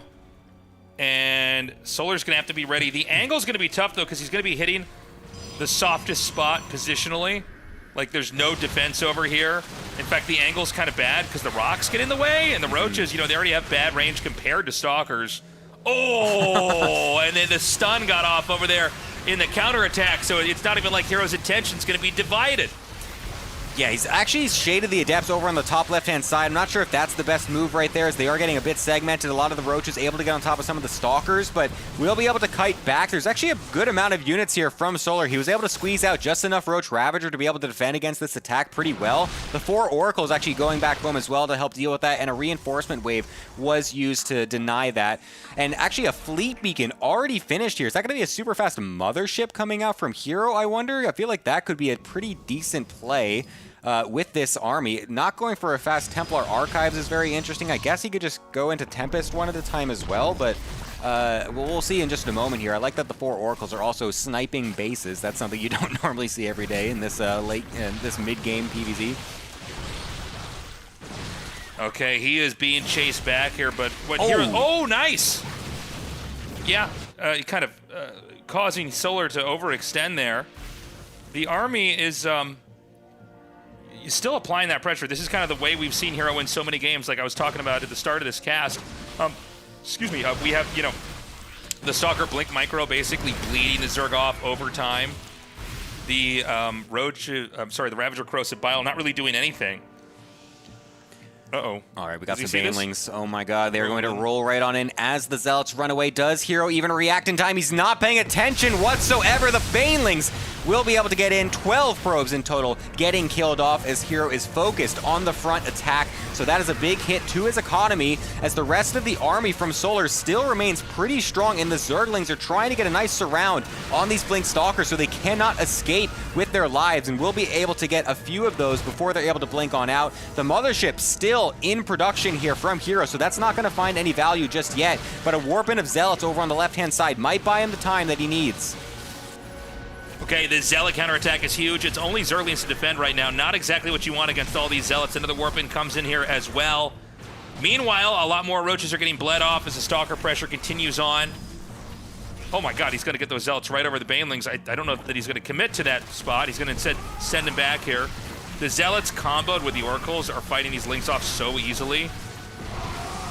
Yeah, some Banelings do come in, though, to help deal with those Zealots, but now everything is out of position. The Stalkers just walk right up, and we'll be able to snipe this hatchery for free. Gets a Ravager as well on the way out, and we'll be blinking away. Oracle, unfortunately, getting killed off, but that's some great value coming in from Hero, as he's going to just be able to back right back up. He's reprobed his 3rd and 4th base, so that Baneling harassment that got dealt earlier is not even really doing anything anymore. He's got a full economy, better than Solar's at this point. That Mothership has also hit the field, so now you can use Cloak on the defensive as well as anything else. And now we're still blinking forward with these Stalkers, and he might just recall them with the Mothership on the left-hand side. If he wants to go for it, he's going to go for it indeed on the left. Some of these will stay alive, but not too many, to be honest. It looked like a cool idea, but then nothing really happened from it. Sick, and then only like well, wait, he can cloak and he can kill this base still anyways. Yeah. Oh my god, it still worked out, even though only half those Stalkers got out. What a funny interaction when he like had the silent blink away into the recall and like losing almost all of his stuff. Oh, and he sniped the Overseer. That's so sick. Too bad he's got like 3 units here. Oh my god, what a wacky game that we're seeing here. This is actually kind of crazy. The Solar army is still pretty large though, so he's going to get a nice counterattack on this 4th base. Oh my gosh, he's going to be able to chase this away. Solar in shambles on this side of the map. This is a funny interaction here as well, watching these Queens chase out this lone Mothership. I mean, Solar's going to try to recover, but it's probably going to be another game where Protoss has a chance to wind up and do another big attack. We've got a lot of Archons about to be morphed over here. We have Tempest here as well, and I think we're going to have a little bit of a slower Death Ball push coming next. Yeah, he definitely wants to regroup just a little bit, make sure that he's got a more well-rounded army. Just going with Zealot Stalker consistently at this point is not really what you want. He's got the damage that he wanted. He killed a lot of drones. He killed a lot of bases. And now he's put Solar on the back foot. So he's just kind of waiting for Solar to come to him. He doesn't need to go across the map anymore. Like you mentioned, just kind of sit back, wait it out. He's sending out spotter zealots on the map to make sure he knows exactly where the Zerg is coming from. Looking with his Oracle as well to get a revelation off, to make sure he knows exactly what's going on. And he's getting his Tempest out as well. So this is looking very good for Hero. The longer this goes, it's going to be much more difficult for Solar to find value. Of course, he needs to kind of draw it out for just a little bit longer to make sure his army is large enough. But I mean, Hero is still finding damage left and right. Yeah, Hero's growing so well on the map. I mean, Solar's not dead yet, but this is going to be tough. This has almost entirely been Hero kind of in control of this game and playing really, really well. The big push is going to come out. There's a lot of anti-Ultralisk units here. You know, excuse me, there's no Ultras in this game. What am I talking about? He's going to be pushing out here. He's going to have a lot. No, they're on the production tab. tab. Okay. You didn't. Yeah, I said hallucinate. that. I thought I saw him, and then I looked at it. I was like, there's not an Ultralisk in this game. I was like, these are going to be great against Thors when they come across the map. Okay, so he is getting Ultras. I'm not insane. I thought I totally hallucinated that. They just hadn't hatched yet. But again, it doesn't really matter. I mean, Archon, Immortal, Right. You know, how are you going to fight this? Yeah, this is ridiculous. The Time Warp as well will make it very difficult to engage. Just backs right on up, but now you're just backing up into what is essentially still going to be a terrible engage. The Archon's soaking up so much of this damage. The Fungals try to go off, but there's nothing to connect with them. And now everything is getting killed off. So many Roaches on the right-hand side. That's so much of Solar's army not participating in this fight. I mean, this is going to be a very difficult fight to actually win if you are the Zerg player. Yeah, I think this is the end. I think game one is going to be going to Hero here, who's played a masterful PvZ. Solar putting up a good fight, but, you know, ultimately, you know, this is a very, very tough comp to beat. GG. Yeah, I really like that from Hero. I mean, the style that he went for was very interesting. It was kind of shades back to what he used to do so many years ago. He became so famous after he returned from the military, doing that mass Oracle, mass Blink style, just being in the Zerg's face nonstop. But then he put a Adept pressure before it, and then he went into that pressure afterwards as well. It's kind of the 1-2 punch. But then going into that really fast Mothership, like, before he was even finished with the actual Blink Stalker pressure, that Fleet Beacon was already getting thrown down and getting ready to go for that next phase of the attack of just consistent aggression all over the map. The recall was really cool as well, even though it only recalled like 4 Stalkers, but it still did something. It killed that base. It did work. Yeah. The cloak got on. And it would have looked really cool, much cooler if it was like the whole pack. But it was, you know, most of the army. But I like what happened. I mean, he had a tough situation. He had to blink into like whatever corner he could take and then try to do the recall. Yeah, great play there by Hero. Again, it doesn't seem like he has Solar has any, I don't know, anything that he can really do versus Hero other than maybe try to end this game a little bit quicker. Hero's very strong at the push play. Yeah, I know. Like, it was just like he didn't really have anything going for him that game. It felt like he just did not know that the Adepts was coming, just not soon enough. Like, he got the scout on the 4 Adepts just kind of sitting there, which I thought he might be able to read into a little bit more than he did, but I maybe just not fully confident in the read to know that, okay, yeah, that's definitely going to mean he's going for a glaive timing. It's really unfortunate that he didn't get the scout on the Twilight Council in the front of the wall until glaives was basically just finished, because why would you try to scout that spot? Like, they never put something there. I guess that's kind of the genius of why Hero maybe put that building in that spot, just assuming that Solar wouldn't scout it, amazingly enough, you know, hit it in plain sight kind of thing. So a bit unfortunate for him. 10k feet is going to be our next map. Let's see if Solar can rebound or if Hero is going to be the first one to make it into the playoffs from Group B. All right. Hero here in the top, Solar in the bottom. And, you know, Solar's definitely had some PvZs where he just tries to get in there and do some kind of crazy Nidus play or you know, some kind of rush. I don't know if we're going to have it here. I do think Solar's still got a very good shot of just getting out of this group, even if he loses. Mm-hmm. Yeah, it's definitely possible. I mean, the other 2 Protoss players in the group, I mean, we just saw him dispatch Nightmare very easily. Trigger will be definitely another harder opponent to go up against, but it's totally doable in that matchup as well. So even if Solar does manage to lose this series, there's still hope for him. But before that, of course, we got to hope that he can still kind of rebound in this one as well. Still a chance. 10k feet. the map is going to be possible, of course, to go for any of the two races. So it's not like it's an insanely favored map, I would say, for either Protoss or Zerg. I feel like it's relatively standard. They kind of both like it. Excuse me. So yeah, again, another one of these games. We're probably just going to go into Adept Oracle, try to put on some kind of pressure, and then we'll need to see, you know, is it going to be the glaives like we had last time, or is it going to be just something even more standard than that? The ending of the game, although it was pretty crazy with the mothership and everything, overall that was just sort of how most of Heroes wins look. Yeah. Right? It was a glaive timing that did do enough damage that kind of set up for the next attack, which set up for the one after that, you know, and eventually Zerg's so weak you can finish him off. Oh, what? Whoa, What? No, Solar, look at him. He's Ooh, even kind of man. grimacing there. Yeah, look at that. Does not feel good about that. That is a was lot of weird. drones. Wow, yeah, I mean, a total miss micro there from Solar. That's going to really eat into the early economy. Not what you want to see. Caught in 4K. Yeah. It's funny when that happens because it's, you know, you never want to accidentally drag select the units, or workers, I should say, early on. Mm-hmm. I remember, like, the very first tournament I ever went to, I was 15 years old. It was in L.A., and I was one of the people that was on a computer, and I was in a position where a bunch of people were, like, behind me looking at me play, and I was trying to warm up. And then in my first game, I did that. I, like, messed up. I made all my workers stop. Oh, God. I was, like, trying to click and make boxes around my stuff fast to look like I was cool, and I just messed it up. Oh, my God. Absolutely embarrassing. Yeah. And that's why you're a caster. Yeah, and I said, I got to get out of this already. I said, I'm 15. I don't even know if esports is going to be a thing, but I should probably think about commentary at this point in time. So, you know, in this game, the Stargate's almost done, along with Ling's speed starting up here for Zerg. We're going to get those Oracles out. We'll see if he can get that much damage. Solar's defense from the Oracles was pretty good last time. Yeah, no, he did pretty well. I mean, he was able to just kind of thwart them away. They weren't able to get any insane snowballing damage or anything like that. It was really just the Adepts that did everything. They were unscouted and were able to just get right in and get tons of damage. So the Adept from Hero will come over and try to kill a couple of these Lings, but not able to do too much until the second one, of course, does join. And then we're going to try to see if we can get anything done. Just kind of poking forward, just doing whatever they can. This is like a Reaper versus Ling fight where you're not really expecting anything to happen, and they kill one Ling, and you're like, oh, wow, I did so much damage. Oh, my God. Yeah, he's going to shade forward again. Not going to commit with the Lings over there like that. And we're going to have the next Oracle come out in a minute here.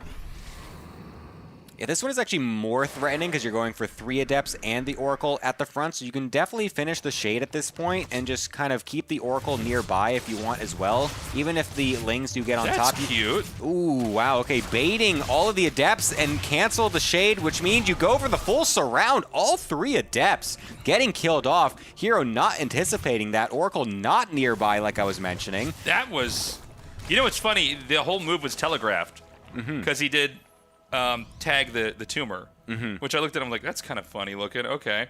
But yeah, shades him in there, cancels, kills the tumor, and then ends up getting surrounded. Ling still won't be able to deny this base. Yeah, but that's still 3 Adepts that you lose that early. It's like not obviously what It's you're bad. looking to do for it. Yeah, No, it's I mean, 3 it's- Adepts. He's able to get 2 drones, I guess, but like, yeah, no, that's not the early game that Hero's definitely looking for with that type of early pressure. Yeah, definitely a misplay there early on. We'll see if there's any further impact this game, you know, from that. And Zerg is going for the 4th base. This is where that, you know, very popular 4th base location, kind of up in the middle. Not that easy to push either. Yeah, it does get a little awkward because, of course, you can't really attack the minerals from the other side. You'd have to use, you know, an Oracle or something to do that. So it does kind of keep it fairly protected, and you're all in a pretty small area overall that it means that you can kind of bounce between the 4th and 3rd base very easily as well. So it does make for a nice defended position. I feel like you don't normally see the Protoss go for the forward base like that. Normally you see them go for the horizontal 3rd base, but Hero will be kind of putting that one out there as well, and actually does complete this Shade with 2 Adepts into the natural, but unfortunately didn't have the Adepts queued up onto the drone well enough there. So a nice pull from Solar. We'll be able to keep all of those drones live. Yeah. Zerg going to finish up that +1 just like we had in the last game. It's going to be Stalker Blink. It's probably going to be quiet for a little bit here. Not a whole lot that either side can do. We're really in a developing phase of the game here. Good snipe on the Oracle. Yeah, you definitely want to kill as many of those as possible as the Zerg player. It really limits how much leverage you have as the Protoss player in this mid game once the Blink Stalker does start to hit the field, because then you need the Oracles, of course, to help versus the Lings, you need them to Revelate, and you need them to put Stasis Wards down. So if you go for 3 Oracles and you already kill one of them, that's going to make it much easier to deal with the Blink Stalker attack later. Yeah, you're gonna have a much weaker push. And people don't oftentimes think about Oracles when they think about pushes, but in PvZ it's definitely a key unit. All right, Templar Archives coming up as well, so Hero's going to be going very standard this time. None of that super fast Mothership stuff. We'll just be going right into Storm afterwards as well, trying to dive deep with the Oracles, and again, loses one more, trying to go deep, and the Spore Crawler's also going to get a lot of damage. He's going in again. That was insane. I can't believe he actually went for that last throw. Yeah, that was nuts. Very close to He gets losing 5 kills. He goes out. He actually spots the 5th base down here as well. And suddenly the Stalkers are moving out. Blink 2 seconds away from completion here. Ooh. Ooh, the Overseer dies. Calling some birds over here while we're doing this. So he's going to come over here. This should be plugged up even if the Stalker goes down with that Zealot in the back.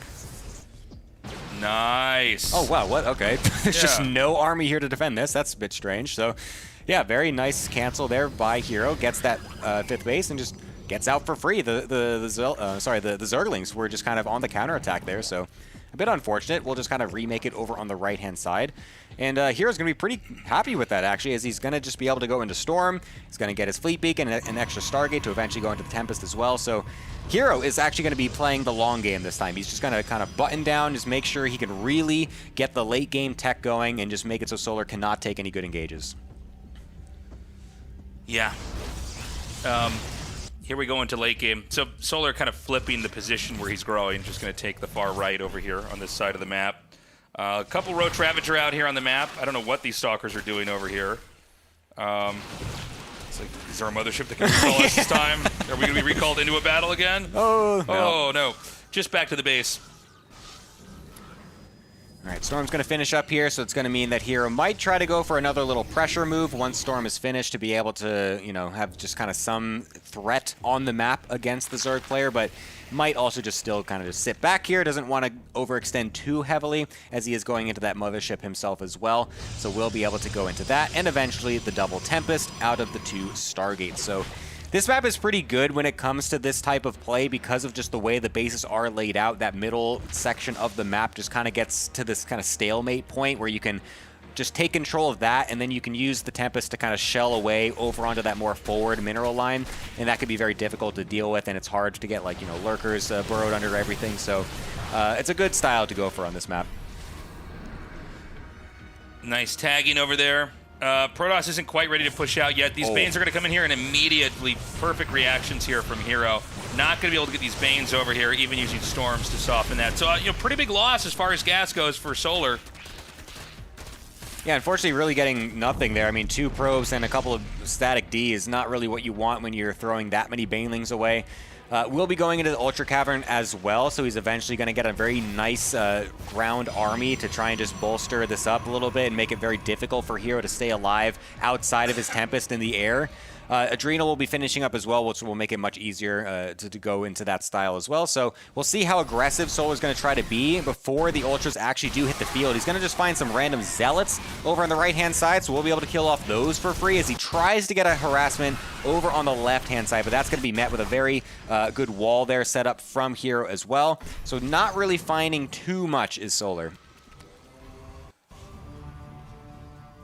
Okay, so the 4th base finally going to come down here for Hero.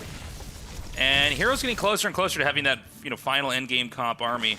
We do have the Ultra Test kicking in here. In a lot of ways, this game's kind of getting to the same point. Not necessarily with a Protoss win, but I mean just sort of, you know, what's going to be happening, what tech is being used here. We have the Tempest coming out. We just got here in a very different way. Oh my god! Jesus, the Storms are ridiculous as Solar just kind of runs right on through, and I mean, Hero had to just kind of panic throw those down because those Templar were just left there in the middle of the map. I mean, Solar was right to try to chase that, but that exchange went so well for the Templars, that's kind of funny. More Bane's going to come up here. Solar trying to hit 2 locations at once. That Storm didn't do anything. This is ambitious by this probe. Didn't pay off. Yeah, that was a probe gone rogue right there. But again, pretty good defense overall from Hero. Nothing really getting dealt on his side of the map. I mean, he's really slowly taking these bases as well. He's just making sure he doesn't split himself too thin and just kind of allow Solar to take the map and just really force him to get, kind of chaotic with all the different multitasking and everything, with Baneling run-bys going every which way. He's just really set on these really small area with the 3 bases and then the 4th base as well, just making it impossible for Solar to take good trades. Sure, his economy is not going to be as crazy as it might be on some maps where you just get 5-6 bases really fast, but he just knows that the army he's making will not die. Right. Nice tag here. Once you get the tags off on those big, important units, you want to basically try to tag them over and over again the whole game here. And especially when you start to see... Oh, hold on a second. We got a big attack coming down here.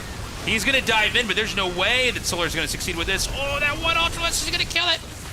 Looks like it actually did get away, and the roaches on the right-hand side will also get killed off pretty easily here. You can see how difficult it is for Solar to actually break this location. Hero can easily split his forces on the left and right-hand side and then just meet in the middle, because there's just such a low amount of space that he needs to cover with the way these bases are set up. And sure, his 4th base is really late, like I was mentioning, but you can just see how hard it is once this army starts to get so technical, once it starts to get so high in value from the Protoss. The Zerg really needs to get some crazy engagements for it to actually go favorably for them. Okay, we're going to get some drop play coming up here. Usually you can tell the Protoss is about to try to do the big push finally when they have cannons at their exterior bases. Spaced out in ways where the... Oh! What? How does he see way. this? That is ridiculous. Well, this is where you pause the game. Like, I know you're hacking versus me. Yeah. That is actually insane that he just randomly goes and finds those with the Stalkers. So yes, Jig's up. Unfortunately, he probably wanted to just do another one of these things where he runs the Stalkers out, snipes the hatch, and recalls it. Yeah, probably. So a bit lucky there for Hero, and unfortunately for him now, since he's just going for those Void Rays, he can just hunt down the Overlords if he wanted to. Oh, that's so unfortunate. I guess he sees all these Corruptors over here. He's a bit scared, of course, to this actual big army. Templar very far forward, will get jumped on by the Ultras and the Baneling, so only a couple Storms able to get thrown down there, but still a bit awkward for Solar to actually continue that engage. He's just going to try to use it to distract as the Ling drop goes in the main. Here we go. Big drop coming in. And, when the Protoss is this maxed out, you can't even warp anything into the main. Meanwhile, another attack comes in here. Is it an overextension, though, here by Solar? Dude, look at this army. This is actually ridiculous. How do you fight this as Solar? He's trying to dive in to do something, but then he just has to force to run away at the same time. The Lings, though, able to do a good amount of damage, and then he's going to try to go in yet again, but the Archons and the Void Rays are making it so difficult to take this fight. I love the Stalkers blinking in between the buildings, giving the Lings no surface area to fight. Are we going to have the counterattack here from Protoss, by the way? I mean, I feel like he's got to do that at some point because he's losing actually so much economy. These Adrenal Lings are ravaging every single probe. He's down to 33 probes right now, which is an abysmal economy. Like, I was just saying that you can kind of go on a lower base count overall, but you don't want to go down to less than 2 base probe count while this is happening. So yeah. I would be amazed if Hero tries to actually remax on his probes. I feel like he's just waiting for this Prism, and yeah, he's going to just send it across the map. He knows that his army is massive, and he knows that he has traded really well this game. Yeah, I mean, he's got an absurdly sized army. It's 151 supply in army. And he's going to try to come over here with a couple Lings to counterattack. The thing is, this is kind of like a death ball. It's like what Artosis will call it, like when you have like, it's like Archon carrying Brewer. Artosis call that the finger of God. It's just well, I mean, it's very Arbiter carrier is what I meant to say. It's very close to the Fist of Neeb right now. This is what I said, the fist and the forearm of Neeb. It's everything else. I mean, it's like just a unstoppable mix of damage where the symbiosis is so insane, and what you got to do is you got to kind of very carefully roam the map, clear each base out. Zerg has to be very careful because if they engage incorrectly, they're going to lose. And I don't think a counterattack is the play here either. Okay, so he gets some nice fungals off. Oh, wow, the fungal is also with the blinding cloud, meaning those units can't actually attack. They're in melee range, so a lot of units getting killed off at the start of this fight. But can Solar actually finish it is the question, because the Archons still are doing insane splash damage against those Corruptors, and they are vital to be able to kill the Mothership and the Tempest, and it's not going to happen. Hero comes away with a 2-0. That was sick. What a great game, man. I can't even believe that it actually went that well for a moment for Solar. I honestly thought he was just going to get wiped. Like, that army, it felt like there was no way he could actually engage that properly. But catching those units on the ramp for just a split second made it look like he might actually snowball it. But Hero, man, he's just too good at this. He's so good. I think that in a game like that, you got to never let Protoss get that far along. Yeah, I mean, think that, you know, and we'll see what happens with different patches and iterations of the game, but like, yeah, that is a composition that is very hard to fight. Yeah, I mean, you saw Solar trying as hard as he could to try and get into that location, but I mean, you can just see from the map layout, that's why it's so difficult on this map to go for that type of style. Or why it's so good to go for that style as the Protoss, I should say, I guess, because you're just sitting there and you're just waiting, and you don't really need to take your bases that fast. You can just kind of slowly make sure you have all the defenses, you get all the tech, because you will just get the big army. It doesn't matter that you lose 30, 40 probes or whatever. He's going to get a crazy army, and he's going to be able to walk across the map. Yeah. Beautifully done there by Hero. Excuse me. He will be advancing. Guys, join us on patreon.com/ReviveSC2. We need your support. We can't do it without your support.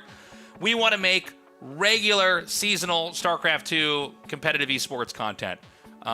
You know, we could have done this all over a weekend, but we wanted to do something where you could come back over and over and enjoy this. We've got spoiler-free VODs on the YouTube page.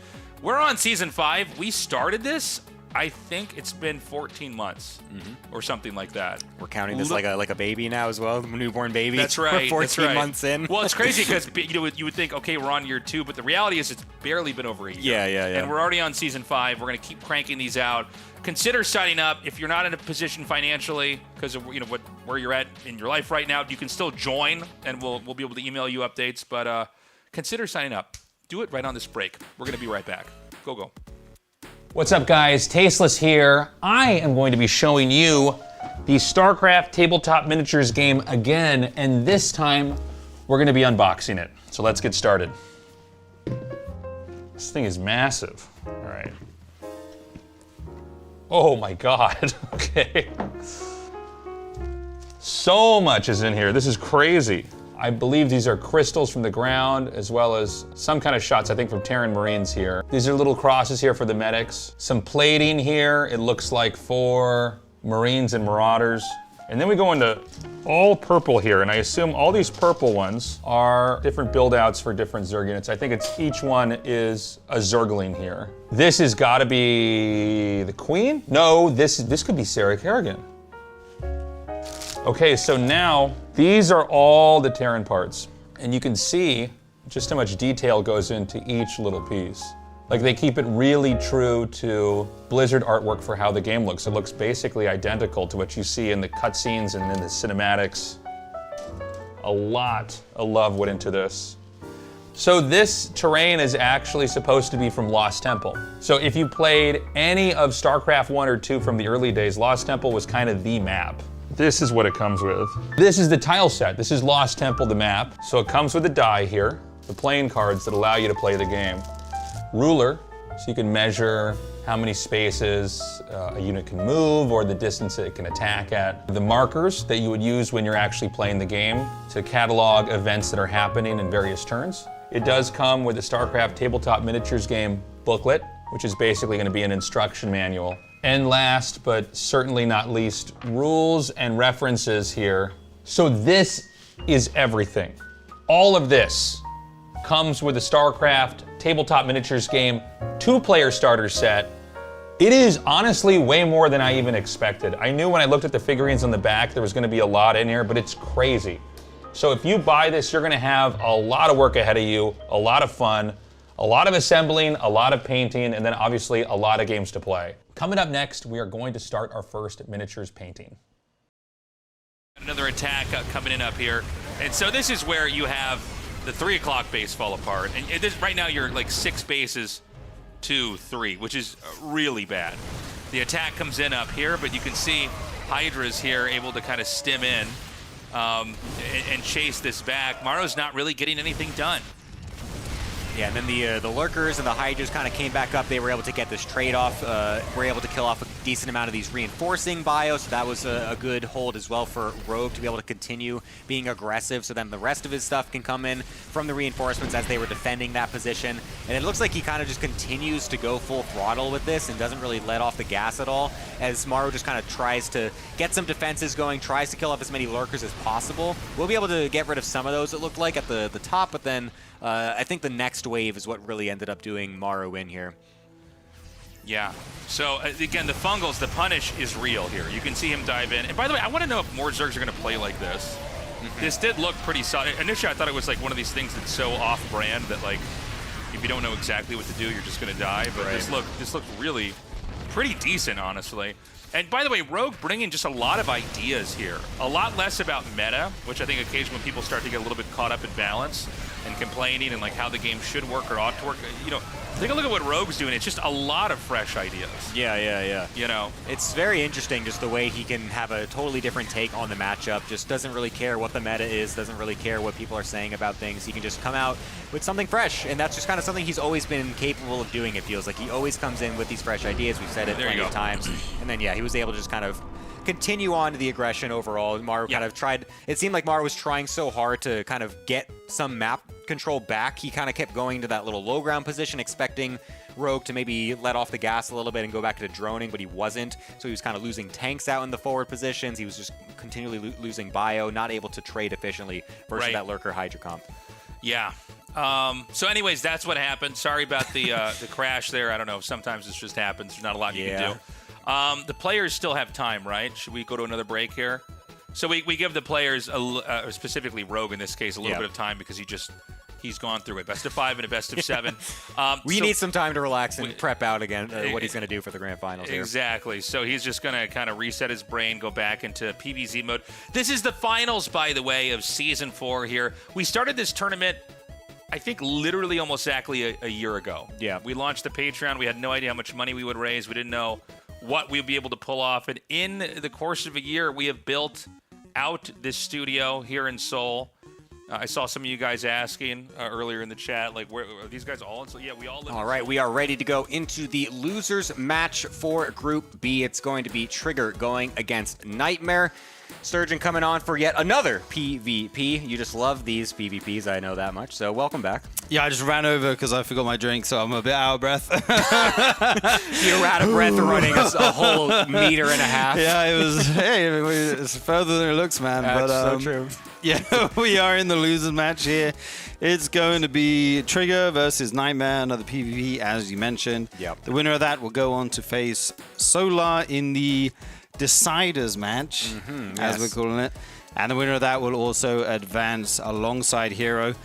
I mean, I don't want to say easy day for him, but he just looks so confident and dominating in his games. Yeah, man. I felt like he wasn't really sweating at all in any of those series that he just played. I guess versus Trigger, it got a little bit close in certain times, but still, he kind of felt like he was always in control. He kind of knew what he was going for, except for that one game that was a little bit weird with the double proxy and everything like that. But regardless, he's looked very good, and he's kind of deserving to go forward into the playoffs. We really expect him to just always make it into that top 8. Yeah, him and Classic 2-0 in their groups. Nice to see Classic back in form, by the way. He did bow out in the group stage last time. I mean, these groups are so tough. There's no shame in going out in the group stage of the RSL. So many good players. Even Maru falling this time around. But yeah, these guys, of course, want to get to the playoff stage, want to get to those best of 5s, the longest series where the better player wins.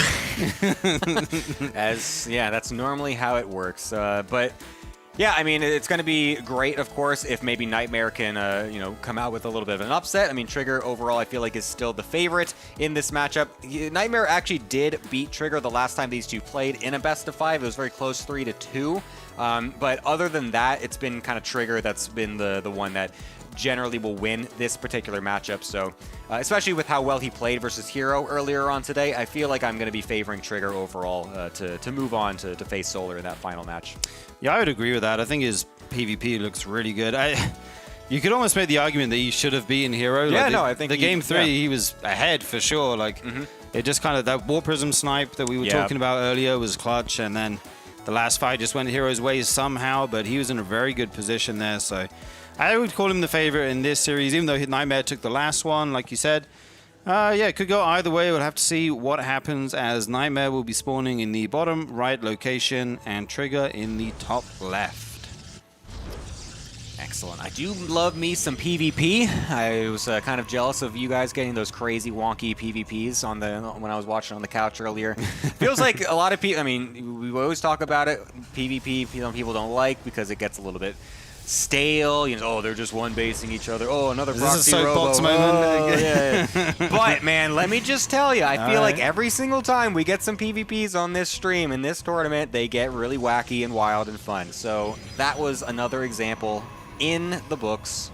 I'm always winning. I'm always on top. PvP is the best matchup, man. If I speak, I'll be in trouble. What's the name of that little egg thing, by the way? Oh, look at you trying to distract What from is the that topic. egg? Anyone know? Let's Let me talk know about in the that chat. ZVZ What's yesterday. the egg? That was the most boring. No, I'm just kidding. That's come on. Yeah, I know. That was a bit unfortunate. I mean, a bit of an outclassing. But Yeah. PvP is sick, man. I love watching PvP. No, it can be fun for sure. I mean, the first game was actually one of my favorite games of the season so far. I mean, we've only had one group until today, but that was an insane game. And speaking of insane... Yeah, what is Nightmare doing with this little probe sitting here? It looks like he might be trying to go for a proxy pylon, and so is Trigger. See, look! There's always something you can look forward to in PvP, man. There's just always some random thing getting thrown on the map. You never know exactly what these players are cooking up in their little Protoss 8 brains. So you're a Protoss, so you can say that. Yes, I say that, this is Protoss on Protoss 8, guys. I have the 8 word card here, okay? I can just throw that out there whenever I want. Yeah. We already did the ape segment earlier, man. We talked about Coco for about 5 minutes, but yeah, we'll see what each of these players wants to make with their pylon in the near future. We got 2 Stalkers versus a Stalker and a Sentry. How do you feel about that? I kind of prefer the 2 Stalkers. Yeah, the Stalker Sentry is a really, the Stalker Adept is a really interesting play. Sentry, yeah, Stalker Adept. Yeah, it's a really strange one that you don't normally see so often. It allows you to still have like kind of overall solid DPS, but then you can still throw the Adept across to get some good scouting around the map. I don't really favor it too much overall. I kind of just prefer to go for the Sentry, but since you're going for such less gas with the Sentry, you can still get an earlier tech like that Stargate. Unfortunately, it was scouted out there by Trigger, so the attempted fake from Nightmare not really able to come into play at this point, as it does kind of get seen. So that a whole attempt with, going for the Adept Stalker doesn't really play too much into this one. And Trigger's just going to go straight for the pylon here with both his Stalkers. That doesn't mean he doesn't have much at home, though, as Nightmare's units are moving into that Protoss base. One Stalker here cannot fight 2, but can buy some time to keep that pylon alive for now. Oh, and there's no wall of the Natural there. The Adept actually gets in. Yeah, that's a bit unfortunate, but there is double Sentry, so that's still going to do a good amount of damage, and a nice force field as well. We'll be able to make it much more difficult for the Adept to actually kill anything, but we'll get... Oh my god, he actually gets out. Okay, wow. I was actually very surprised about that. Okay, never mind. Double Stalker. Yeah, indeed. Surely we'll kill this. Yeah, it's got to die now eventually. Oh, Oh, wait, hold 3 up. more Stalkers show up, though, but with the Sentry and 3 Stalkers off Trigger. Oh, beautiful force field there. Going to catch 1 Stalker right away. Another one is hurt and has to flee. Yeah, so overall, I think this is still a nice trade from Trigger. He knows exactly what's happening, able to deal with the early units very well, doesn't take any damage, really. The Oracle trying to get some alley-oop damage from that Adept earlier, but then just kind of takes a whole bunch of hull damage and needs to run out of there. So, yeah, this didn't really work out well for Nightmare, I would say. His early game gamble not really playing how he wanted it to. And now Trigger being really just gun-ho with these units, just sending them right back across the map to make sure he can finish off this pylon and make sure that no more Oracles can go onto the field. Of course, it's pretty close by, so you could just kind of repower that as if you want as Nightmare, but it will at least give him the peace of mind for a little bit. Yeah, he knows no other Oracle or anything like that, or Phoenixes are being made. Blink is now on the way here for Trigger. I feel like this is bread and butter. In a lot of matchups, he's so good with those Blink Stalkers. This Oracle just flying around looking for any openings, but there are none, as Trigger is very well prepared for this right now. I feel like you just leave that in the airspace for like 10 minutes. Oh, it was actually trapped here, and it will fall. Yeah, that's great tracking there from Trigger. Able to make sure he knows exactly where that Oracle was going and then splits up his units very nicely to be able to kill it. So that's a big burden off of his shoulder. Doesn't have to worry about that whatsoever. So he can just full on go across the map. And he knows he's got way more Stalkers because he's just been focusing purely on the Stalkers with the faster blink overall, not cutting anything to go for the Stargate like Nightmare did. So he's able to just walk right across the map, able to kill off the Stargate to confirm that there will not be any more air units coming out from Nightmare. And he might be able to try and be a little aggressive, but without Blink finished, it feels a little awkward to try and push this too hard. Yeah, his blink is not too far away, though. Maybe we go for one more warp in, and then we try and make something happen. Or he's actually setting up the arc, so he's going to move in. Okay, thought he's going to move in right now. You have to be careful. There are force fields, a couple force fields available for Nightmare. He's going to make a build in here. Nightmare is out on the map. Going to go throw down this gateway and pylon, as well as the third, and Trigger's going to take the third base right next to it. Yeah, it looks like Nightmare is just kind of realizing that he's kind of behind from the early game, and he might just try to go for a big all-in two-base attack to try and cancel the third. But unaware of these Stalkers over on the right-hand side is going to make it very difficult. Thankfully, Blink did finish, so it didn't get depowered, but now he's losing a lot of probes. And when he's already in kind of a bad situation from the early game, loses the sentry as well, and we're just going to be able to recall out of there as Trigger, and we'll be able to keep every single Stalker alive. That's great for Trigger, and this is looking worse and worse for Nightmare. Yeah, losing 6 workers when you're on a 2-base eco hits very hard. It's going to take kind of a lot of the wind out of your sails of this push that you might be looking to do here. He will throw down the third Nexus behind this, so maybe there is some transition at the end of the day, but you got to get some damage done as he is trailing quite a bit right now. He doesn't actually have more workers or more armies, so this is going to be tough.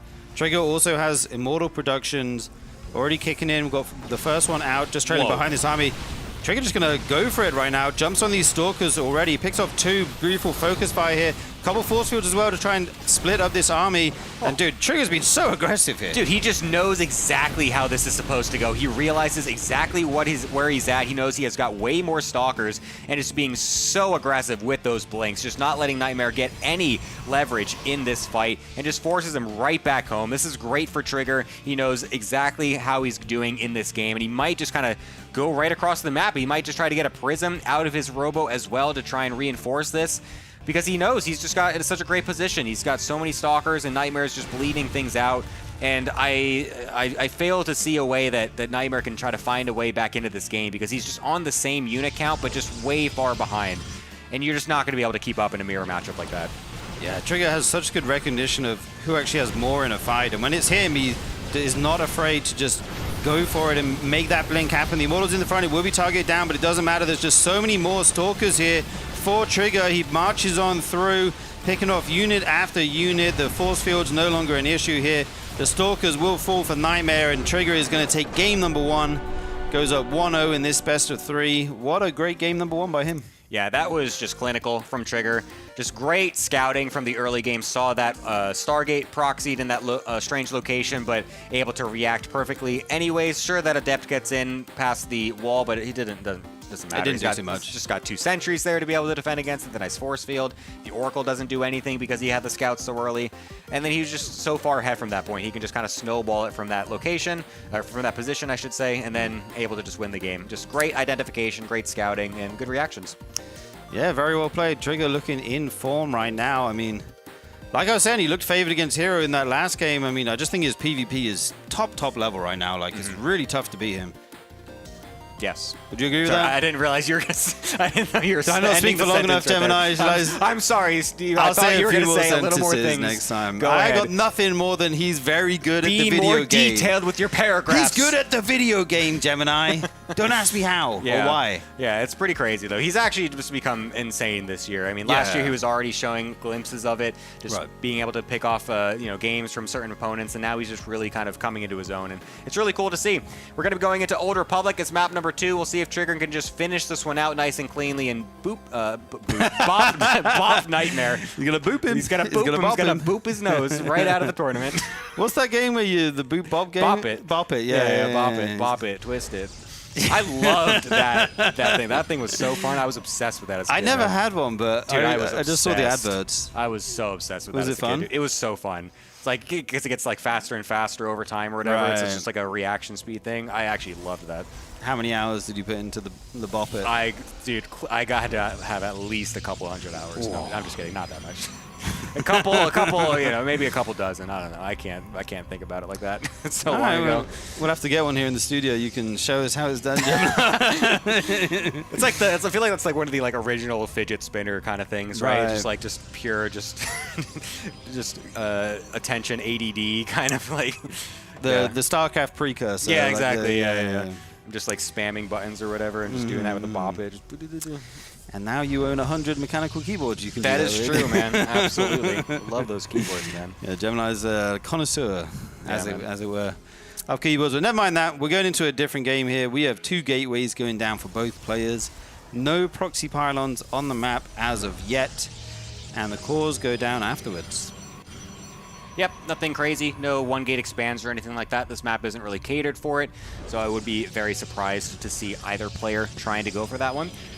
So we'll see exactly how aggressive they want to be, see if they want to be doing any proxies or anything like that. Neither player's scouting either, which is quite interesting. They're both kind of respecting, I guess maybe not respecting their opponent, assuming they're just going to play standard and just not do anything cheeky. So not going for any early scouts, and we'll just be saving the minerals and stuff like that and making sure that they can get something elsewhere. As it looks like for a second I thought we were going to get a very early Nexus because there was some minerals getting banked up, but Trigger just did not make his units yet. Yeah, so this time we have Trigger going Adept Stalker and Nightmare going Double Stalker. The reverse of last game, right? Yeah, that's funny. It's exactly the opposite. Right. Trigger saw that, was like, hey, that was interesting. I could do it way better.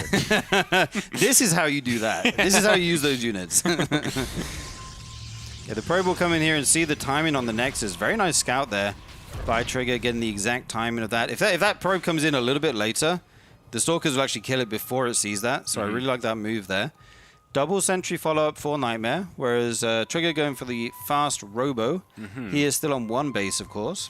Yeah, he's going to be throwing down the Nexus anyways, though, so he's not going to be doing some crazy all-in with it. However, he could still be going for a slightly delayed all-in with kind of like a fake Nexus, where you go for the fast Robo with the fast Immortal and Prism with a few gateway units along with it. And it could be very difficult to deny that as the other player, just because it looks like they might be going macro, but they're just totally cutting probes after that. So the fast Prism's going to come on in. We'll see if this is going to be just for the Adepts to load up some Adepts and try to get some probe damage. But since he's getting so many so many sentries with this as well, it makes me think he might try to go for the Immortal after the Prism as well. We'll see exactly what he wants to do.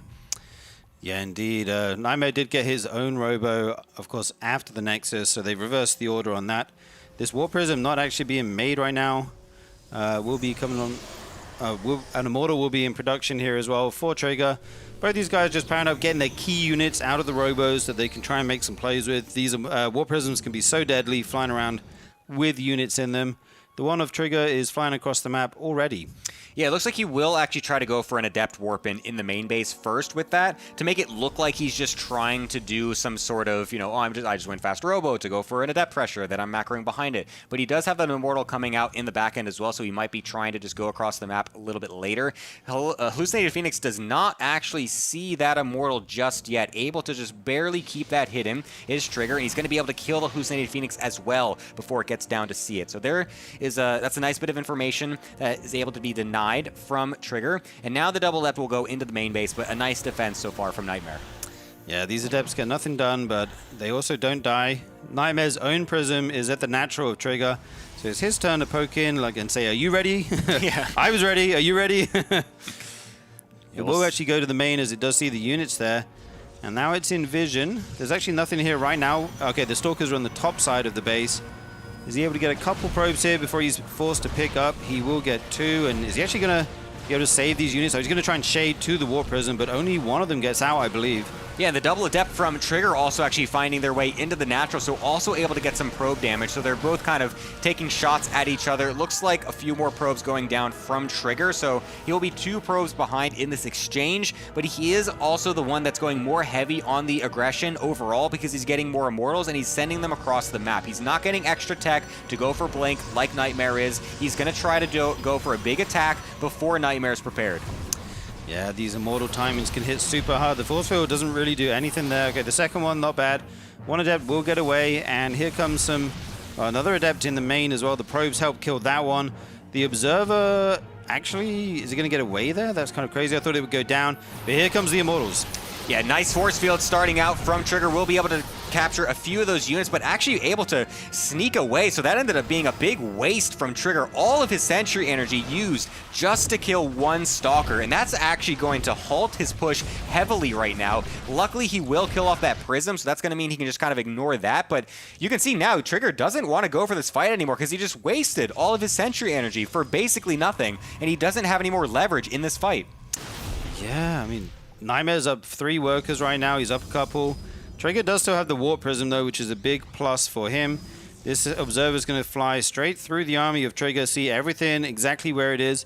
He decides to pull back right now. Doesn't want to fight in the middle of the map against 4 Immortals, as he only has 1 of his own at the moment. Yeah, it looks like Trigger kind of backed up for a second, trying to make Nightmare think that he was going on home and then would go in for another push later, but the Observer, getting that information, able to see that he's still sticking around, so he will be fully prepared for this. Blinks forward now that Blink is actually finished, tries to jump on this before Trigger is prepared, but will be able to keep the Prism alive, loses one of the Immortals, the other 3 still firing away at this army, and it's going to allow Trigger to get a pretty decent fight at first, and so Nightmare does need to back up to the shield battery. Yeah, he needs to play defensive for a moment here. Trigger's 3 Immortals standing strong. He does have a Prism there to juggle those. He's actually going to pull the probes here. This feels kind of wild, no? Like, what the hell am I watching right now? He's actually pulling them all the way across the map. He's trying to just kill this push before it has any standing power. You can see Trigger's probably just wondering, like, what the heck am I even going up against right now? I need to just run home as fast as possible, trying to keep these Immortals alive with the pickup micro, able to do a very good job of that, but his army is really diminished in size since there's been so much sick snipe by the Blink Stalkers onto that, meaning no more Immortals are saved, and the probes are still going across the map with this fight as well. Oh my god, Nightmare doing his best Terran cosplay right now, pulling the boys. I mean, I've never seen that at a PvP. Like, defensively, sure, but I'm not going that far out on the map, and now it's Trigger who's forced to pull his workers to try and hold off against these Stalkers, but they are just snowballing out of control here, Gemini. This is ridiculous. The shield batteries do get up just in time, and the Blink Stalkers, just the normal Stalkers from Trigger will be able to focus down that Warp Prism, so no more reinforcements going to be going down for Nightmare. The pro pull from Trigger now needing to be done to defend against this attack, but nice micro overall. The Blink is going to make it much, much easier for Nightmare to take better trades in this engagement. This is so back and forth right now, but if Nightmare just goes home, Trigger has 3 Nexuses to replenish his worker count a lot faster than Nightmare would be able to, so he wants to try and take this out if possible. Trigger's going to come over and try and defend this. The Immortal kind of separated from the rest of these Stalkers. They're going to go into the main. The Observer given that high ground vision. He's actually forced to recall here. Okay, now he can go back down to the 3rd. This is... Bring that Immortal back. Quick, get some more DPS down onto that 3rd base. Yeah, he's going to go for it. He's also going to be able to zone away some of these Stalkers and then go over to the 3rd base, but it's still pretty high on HP, so I don't think he actually will kill this, but a couple more Stalkers actually join the fray. And he's going to be more aggressive with those as well, trying to pick up some of these Stalkers as they are a little bit too far forward. Again, Trigger has no blink, so he cannot reposition well enough. He's going to just go right back into the main base as well. He's dancing all over Trigger's bases right now. This is a game of whack-a-mole here, and Nightmare has the upper hand. It feels like, he actually saves that Immortal on red HP. Very nice. More reinforcements coming in. Those Stalkers in the main aren't killing workers, though. They're doing nothing right now. He's going to bring them back down to join up with the rest of these reinforcements, and the army of Trigger is completely cut off here. No way home for these units. No recall or anything available. They're just going to have to fight, and there's the decisive blink. Nightmare equalizes the series. That was a wild game, man. That felt like it was... I had no idea who was supposed to be winning that at any point right there. I can't believe that Nightmare actually won by just pulling the probes Terran style, just full on sending it across the map like that. Like, it wasn't even like Trigger was like close to his natural either when he started it. He like saw how that fight went initially and was like, oh, I know what I need to do. I need to pull all my probes and just all in right now. Like when do you see that? It's crazy. I mean, I guess the logic is the Immortals aren't fast enough to get away from the Stalkers. So if you bring the probes as the meat shield and your army's a little bit better, you can just win the fight. But when I looked at the supplies of when he pulled them, he wasn't behind in anything. Like, it looked completely even. Yeah. And normally that's a defensive maneuver to stay alive. So it was just so surprising to me, but it worked out beautifully. Yeah, I cannot believe that, man. I mean, also being able to get that forward blink onto the Prism, that snipe was so critical to make sure that he could actually kill the Immortals so they can't get back home. If Trigger's allowed to get back home safely with all 3 of those Immortals, with the batteries finishing up, those Immortals will not die. They're going to get healed up by the batteries, and then the Prism stays alive to do Juggle Micro back at home as well. That actually saved Nightmare the game and actually allowed him to stay alive in the tournament. Yeah, what a solution he found there to kind of, figure out this game and just find the win con, which was getting on top of those Immortals. And yeah, I'm really impressed by that. I mean, if he didn't bring the probes and he just gets kited by everything with only his Blink Stalkers, it could be very tough. So nice move by him. He will bring it to a decider, game number 3. We are going to be loading into that shortly. The map here will be Celestial Enclave. In the bottom left, we have Trigger once again in blue. And in the top right, we have Nightmare in red. All right. I feel like if your name is Nightmare, you have to play red. Yeah, you got to have a very dark, kind of mysterious, bloody color, Yeah, red or black. Yeah. Oh, yeah. That would be pretty funny if he's just rocking the pink, the bright pink, the bright lime green. I'm a nightmare. Oh, fear me. The fluffiest Nightmare. Yeah, but just the chihuahua of Rodos players with that. It's like, I'm threatening, please. You think I'm scary? Oh. Yeah. Alrighty, let's see. This is the game to put out your best build on this map. It is a map with a natural ramp, as we always say, so the aggressive builds become a little bit more difficult. This is kind of like one of the best maps in our pool for one-gate expands. Yep. I know, I mean, apart from Max Packs, it feels like most Protosses don't like to do that, but this is definitely a map you can go for it.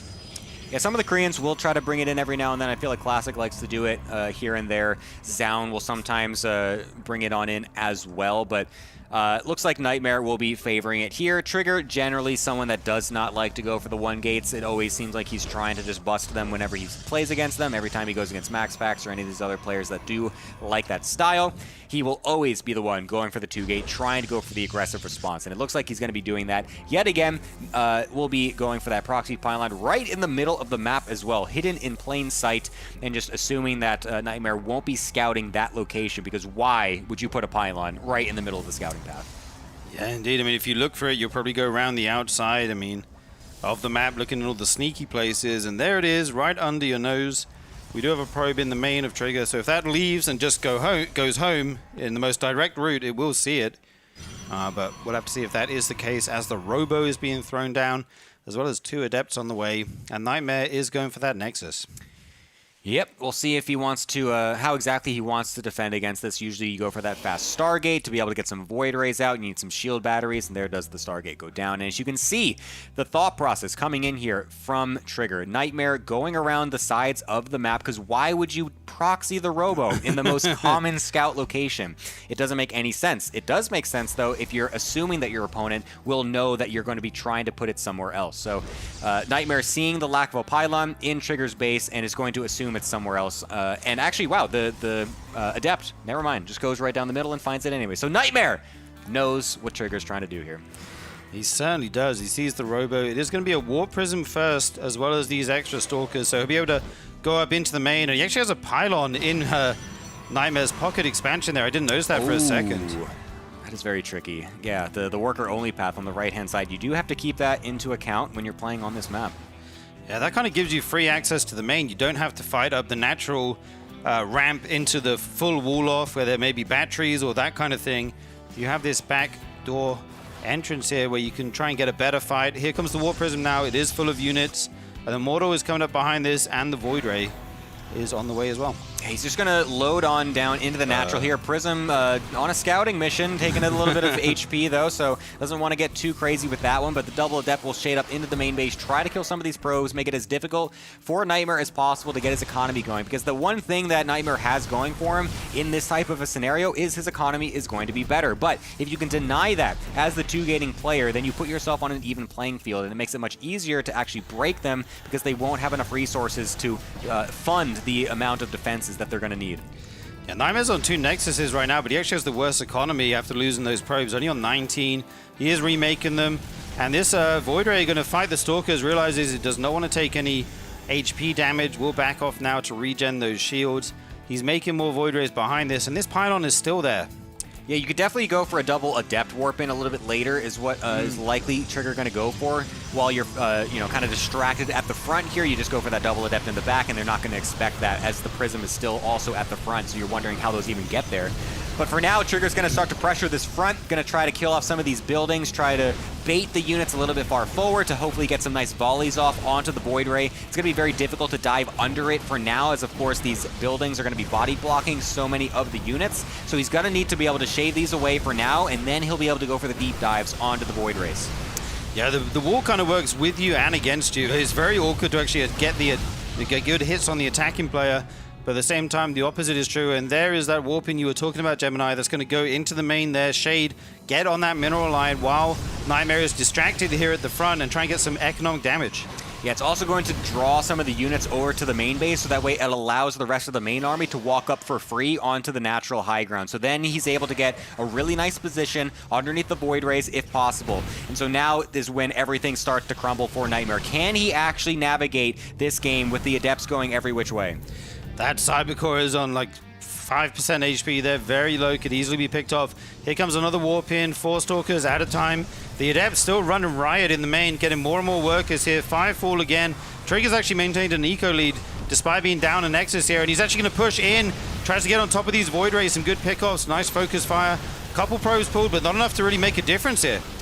Yeah, this is going really great for Trigger right now. Able to get underneath the Void Rays as well. Nightmare is just crumbling at the seams right here. And Game 3 will be taken by Trigger. Nightmare is eliminated from the RSL. Yeah, valiant effort, but I mean, Trigger just said, I'm just going to do this, the most straightforward build I can in the most confident way I can with the best execution I can, and it worked out flawlessly. Yeah, I mean, I love the fact that he remembered to use that worker-only path on the right-hand side there, get that pylon, of course. That really opens things up. If he doesn't do that, I feel like he probably would eventually win out anyways, but it just becomes so much easier. If you can get the double Adept in and make it so that way they have no idea it's coming, and then they can just get split up so much easier, and you're just given so much free real estate at the front of the base then to just walk right on up. You get a such better position. And yeah, Trigger just honestly dismantling Nightmare right there. Yeah, and if you lose a few workers, you're actually not ahead in eco, and then you have to spend money remaking them to get ahead. Yeah. And it's kind of this cycle where you just don't have as much, as many resources going into your army as the aggressor, and then you fall behind, and then you die. And then you don't even have production because the opponent killed the 2 gateways you have at the front, which is your only production except for the Stargate. So like Nightmare literally just could not make units other than the Void Rays at that point. Yeah. Do you have to find a window to take that pylon out at some point? It's difficult to bring the units away, right? He had to know that it was coming. Like, he had to just have to have that in the back of his mind and just remember, like, oh, I need to see if he's actually done that already. Instead of, like, chasing that War Prism across the map in the middle right there with that Void Ray, it should have probably just took a quick scout over on the bottom at that pocket just to make sure if that was there or not. It seemed like it just completely slipped his mind.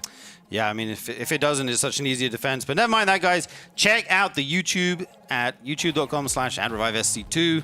We need your help to spread the word. Get this tournament into the eyeballs of all the StarCraft 2 fans out there. A lot of you guys know about it, but a surprising, an alarming amount of people do not know about it, Gemini. Yeah, man, just get to know about it. Just be more informed, would you? Just get in the know. Like, yeah, man. Be subscribe. Informed. What, 50% of you guys that are watching don't actually subscribe, so, hit that subscribe button, help us out. Let this get into the algorithm, get more StarCraft nerds watching the RSL. We're going to go into a short little break before our final match of the day. It's going to be Solar versus Trigger for one more PVZ. Do not go anywhere. More RSL after this. What's up, everybody? Tasteless and Ziggy here. We are finally ready to paint our first StarCraft figurine here. We've got Zeratul. I have no artistic ability, and Ziggy doesn't either, but he's got a little bit more than me, so we're going to have him actually paint the figurine. Ziggy, tell us what we got here. Dude, we've got the Zeratul miniature, the very first one that we got sent by Arkan Studio from the StarCraft Tabletop Miniatures game. I gotta say, it's crazy. We have the primer on Zeratul right now, and that's gonna allow the paint to stick on here. We've got, how many different colors are we going to use? Oh, I got a bunch. Got some purples, got some greens. I'm gonna try and paint him sort of like he's on the box art. We're gonna start with the airbrush, put some purple on him just as a base, and then work from there with the brushes and yeah, see what happens. Let's do it. Let's do it. Let's do it. Okay.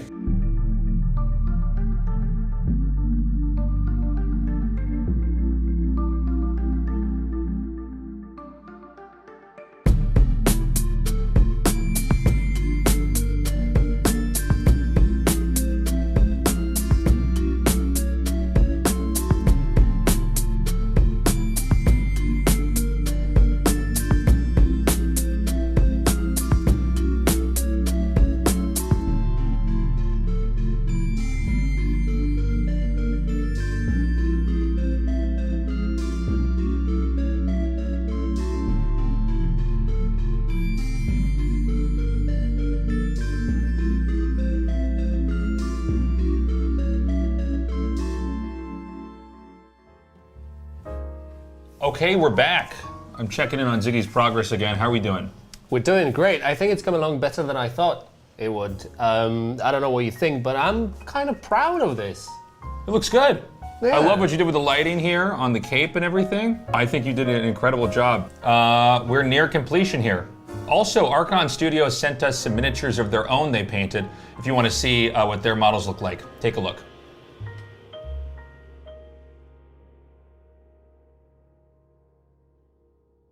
Late there. He doesn't have the minerals just yet, so he will be able to get the block. And the Reaper goes to the other base as well. This could be a little bit annoying if he doesn't get that hatchery down in time. Oh! Okay, forced to take the Vespene here. Yeah, at least keeping the drone alive is nice, so losing that would have been very annoying. Looks like Rogue's actually going to send the initial links across the map, knowing that this Reaper is going to stay pretty committed on his side. Needs to be very careful with the drones, though, as he does miss that one chance to block the Reaper damage and does lose the drone.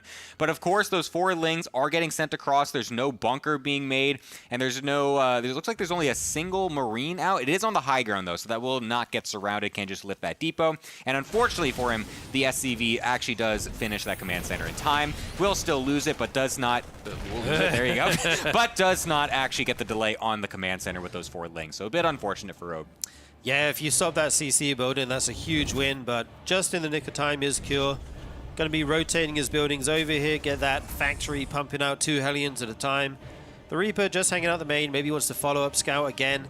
Last game he actually got in the main and saw that Rogue was continuing to mine gas after the first 100, which is often a big tell that something is coming. So just being active with this Reaper, seeing what info we can gain. We see that there's no guys in gas at the moment. And 2 Lings just running around the map, checking there's nothing sneaky going on. Yeah, one going on at the top right-hand side as well. Rogue just really making sure that there's nothing crazy happening. Doesn't want to get super caught off guard.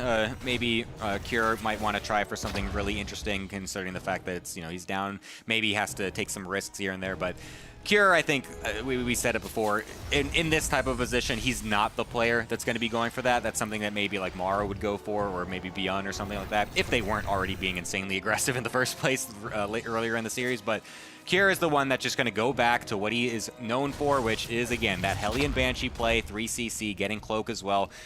Very standard from him. So this is what we kind of know is his bread and butter. He's very solid at this, is able to just bring this out against any type of player. So Rogue's going to be on the defensive in that regard for the first couple minutes, just making sure these Hellions and Banshees don't do an insane amount of damage to his economy, and then he's going to be trying to ramp up after that. Okay, the Overlord floats in here. We'll get a full scout, sees the 3rd CC, very important. Sees the Banshee in production as well as Cloak. Obviously, it could be a fake, but good to know that that is a possible thing that the Terran is making. Going up towards his lair, not a super quick one or anything this game. Has his Baneling Nest coming down as well. And right now, we're just waiting to see if Kirill wants to just deny creep or if he's going to dive these Hellions once the Banshee comes across. And how much damage he can get done. He actually has the Banshees grouped with the Hellion for the moment. Maybe you want to split those off.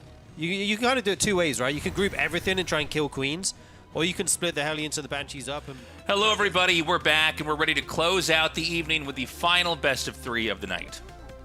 Yeah, indeed. We've had a lot of good games today. We've had some surprising results. Obviously, Hero getting out, not so much. Trigger looking really good. It's going to come down to one final ZVP here between Solar and Trigger. Yeah, this is going to be interesting. I do feel like Trigger has improved a lot. Yes. In the last, 9 months, about a year so far here, he's really looking stronger and stronger. Solar's obviously still good. He's always been good. He's always been one of the, in the pantheon of great Zergs that are out there. He's always strong. He's always a threat. ZVP looks like it does have some challenges for the Zerg. That may come down to Zergs having to figure out how to end the game before it gets too far along. So I'm actually going to go with Trigger probably slightly favored here. Yeah, it's kind of insane. I mean, if we asked this question a year ago, you'd probably pick Solar, right? Oh, yeah, 100%. But now it's flipped around and Trigger has gotten so much better. So I would probably give him a slight lead as well, but we'll have to see how this plays out. Solar still has so many good, aggressive mid-game builds. I do think he can make it happen. He's also very good at the Ultra style. So let's see how he's able to do. He is spawning in the top left, and Trigger as the blue Protoss will be in the bottom right here. Yeah. Yeah, I don't know if Trigger's going to want to go for that long style of play here, but I do feel like Solar, if you look at the matchup the way that I'm looking at it, I just feel like Protoss can get so strong in like really long games that you really have to kind of try to prevent the game from getting to a certain state, right?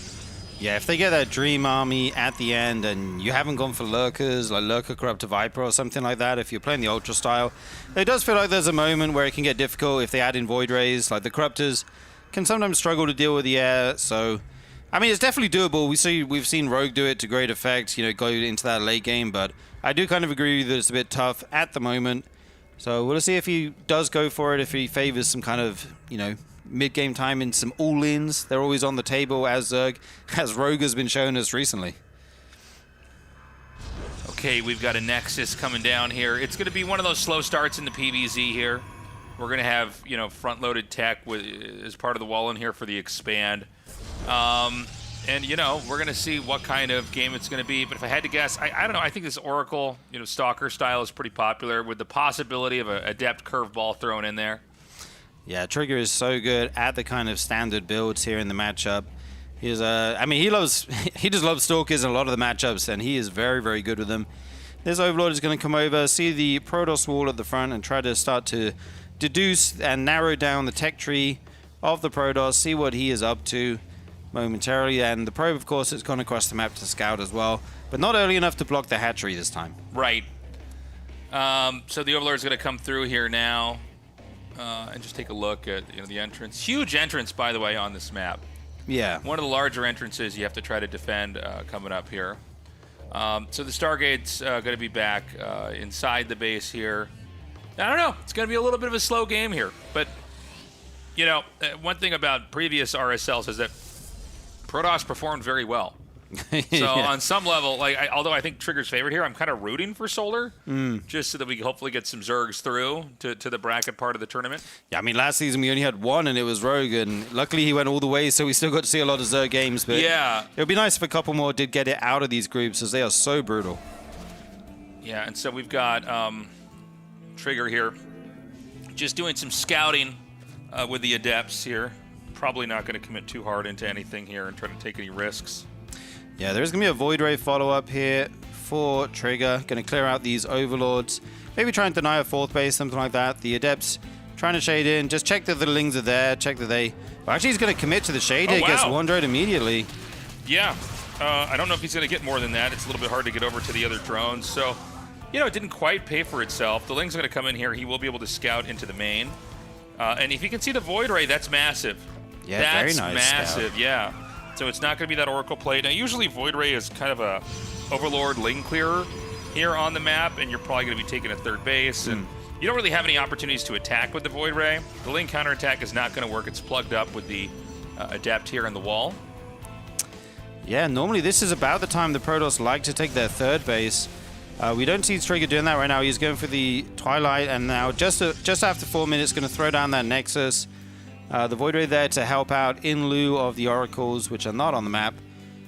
So they're still going to get a couple Spore Crawlers, just in case there is an Oracle follow-up. You do not want to just get, have a couple Oracles beeline into your mineral line suddenly. The probe will go down. Nice pick off with these Lings here for Solar.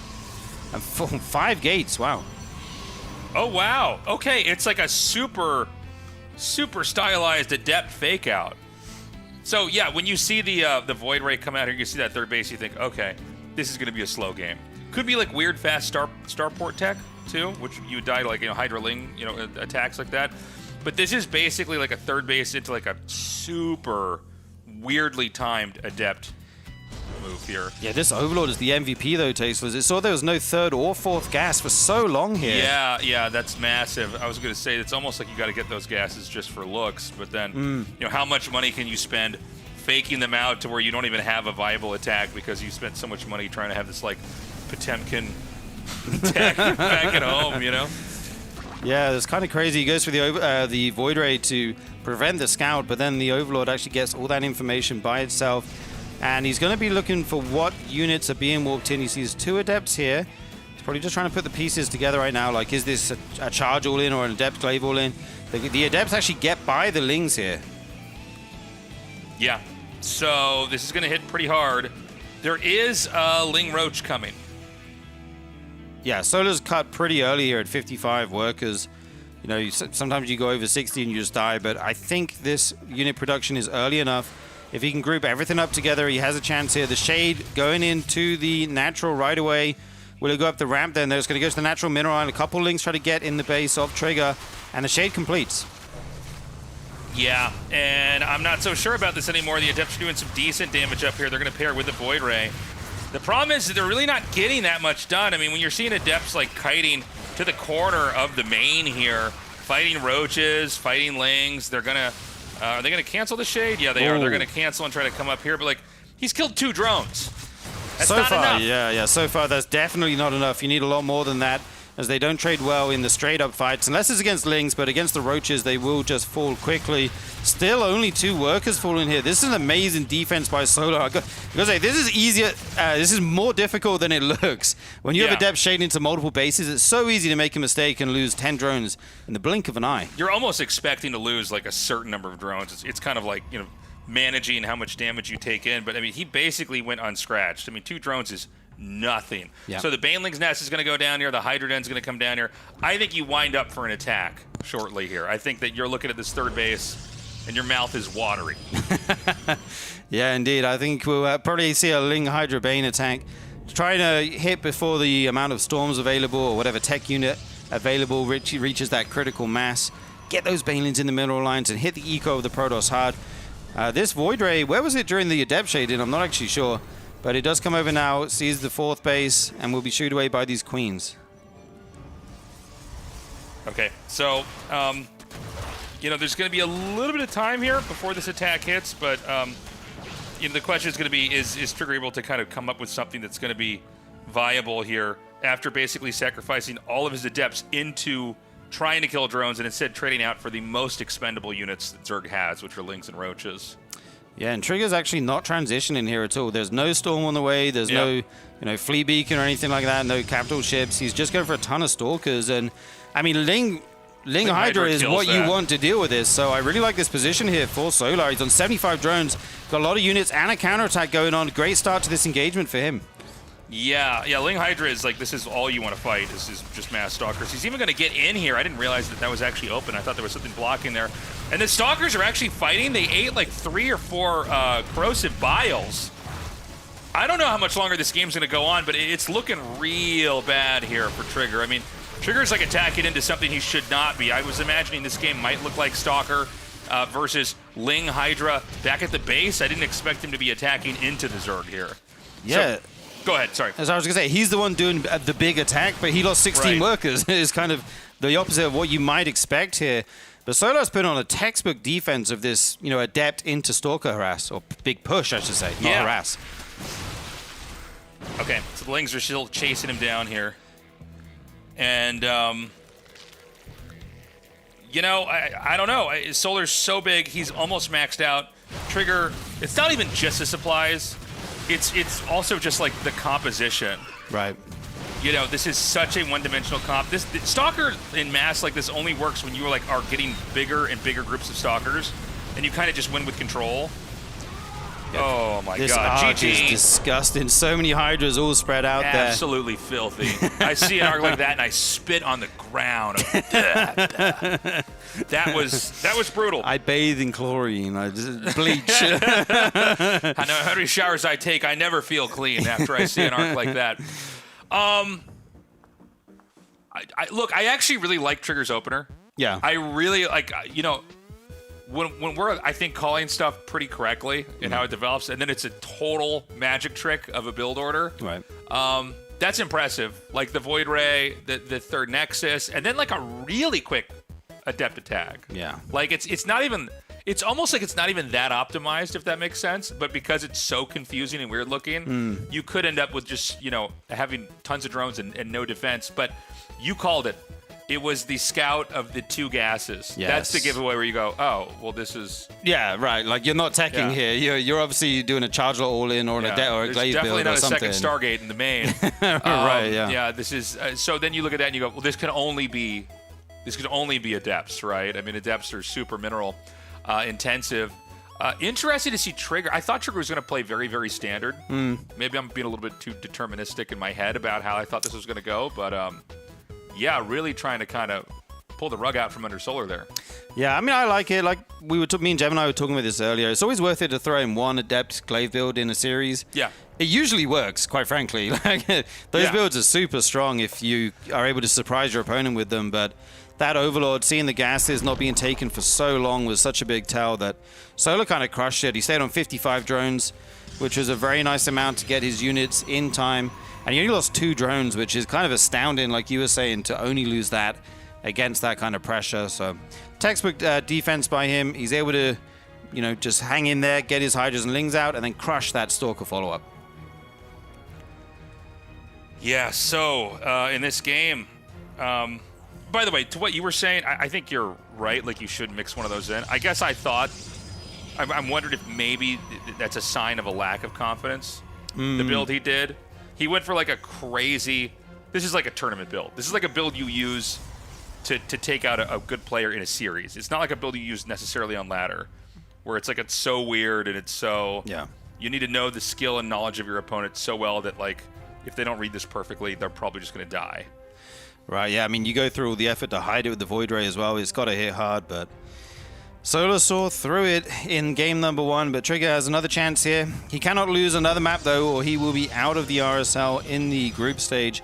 Everything on the line right now, so he's got to choose the build that he thinks has the best chance to win, no matter what. Like, you're not planning the series anymore, you're just trying to stay alive here. The question is, what kind of build does Trigger want to have here? Remember that, like, this is mostly... Well, actually, we don't know what the makeup of this tournament's going to be like because we're so early on, but it's mostly been a lot of PvPs. Right, that's true. Being able to beat Protoss and RSL, just because of the current meta and the state of StarCraft 2, it's really important you're good versus Protoss. But, like, PvZ, man, that's, like, nowhere near as common of a matchup. So you would think, like, whatever the best builds Trigger has, you bring them out now.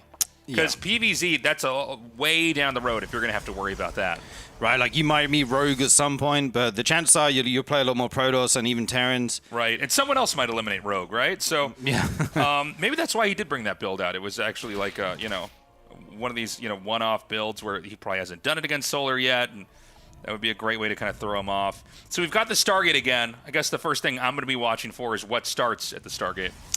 Yeah, I do think Trigger's strengths kind of lie in his standard play, like his Oracle into Stalker pressure, into that kind of thing, and then deviating from there. I think he's so good at the game at that point. So I would like to see him try something, a bit more down the line, just a little bit more standard. We'll see what he wants to go for as the Adept does come over now. We'll confirm the third base going down. And there it is. Okay, so the Adept going to do some quick scouting here. And he's going to go for the Oracle, which at least, resembles a standard build. There's still a lot of weird stuff you can do post-Oracle, but Oracle's probably the most mainline build, from the Stargate. Absolutely, and then it's all about how he follows this up. He's going to go for a super quick third. This Ling is already on this probe right now, which was going to the third, trying to make the Nexus, and it's actually slowed it down. He has the money for the Nexus right now. So this is actually a thorn in the side of Trigger. He tries to do the micro trick, but speed finishes, so he can't outrun this Ling. And the probe's actually going to die. That's delayed the Nexus by like, it might end up being like 20 seconds here. Yeah, it's pretty bad to have the third base delayed. All these builds, oh my god, he's going to get in, but the Oracle's ready. All these builds, you're kind of playing like as if you're just never going to have the third Nexus start up later, right? Because then everything else comes out later, all the probes from there and all the minerals that you mine. The Lings are getting in the main now, they're getting more kills. Like, Trigger does seem a little bit flimsy in this game. Yeah, like he's taking a lot of jabs here from Solar. Yeah, indeed, an amazing start. And I mean, 2 probes, Lings, and the Adept, and the big delay on the third Nexus. Solar will take that all day. This time we do see him going for the early Evo chamber, around 4 minutes. That's the sign of a +1 melee build, which usually leads into, Ling Bane and then potentially ultras down the line. We'll see if that ends up being the case, as he does take a 4th hatchery. And here come the Oracles for the first time, Tasers. Yeah, the Oracles are coming in. They're going to zap down a couple workers. Really nice play here by Trigger. Gets 3 and gets out immediately. Only losing a little bit of hull damage on that one Oracle.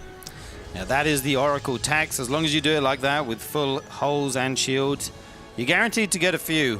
And I really like doing it like that, just to get the guaranteed damage. With more Adepts being warped in here, there's actually a few Lings here, so he's got to make sure he doesn't bleed out these units. But that will be enough to defend against these Lings for now. And 3 Oracles here do spot the Queens and back off. Yeah, the Oracles are still sharking around, looking for drone kills. He could come in here over at the natural. Takes another one out. Nicely done. Yeah, they're going to try and target this Queen, and they actually get it. I kind of forget that 3 Oracles can just do that to a Queen if the Queen's isolated. Yeah, the DPS is crazy. Oh, really nice split off on that one Oracle and sends the other 2 in to get 3 more kills. And this is starting to add up now. Yeah, Trigger's doing a really good job. He's definitely kind of gotten his little attacks back in after getting slowed down early on. And, we're just still seeing on Solar's side of the map the layer about to finish. The Roach Warren almost done here. I mean, they're still in a developing phase here. The Baneling's Nest is going to go down. I'm sorry, something was canceled. Oh! It's going to be Bane Hydra again. Did he cancel the Roach Warren? Wait, what? What was canceled? I'm not sure if it was the Roach Warren there. He doesn't have one at the moment. Yeah. That's crazy. You can let it finish, you know what I mean? I guess it's like, I guess you're going to have one extra drone, but...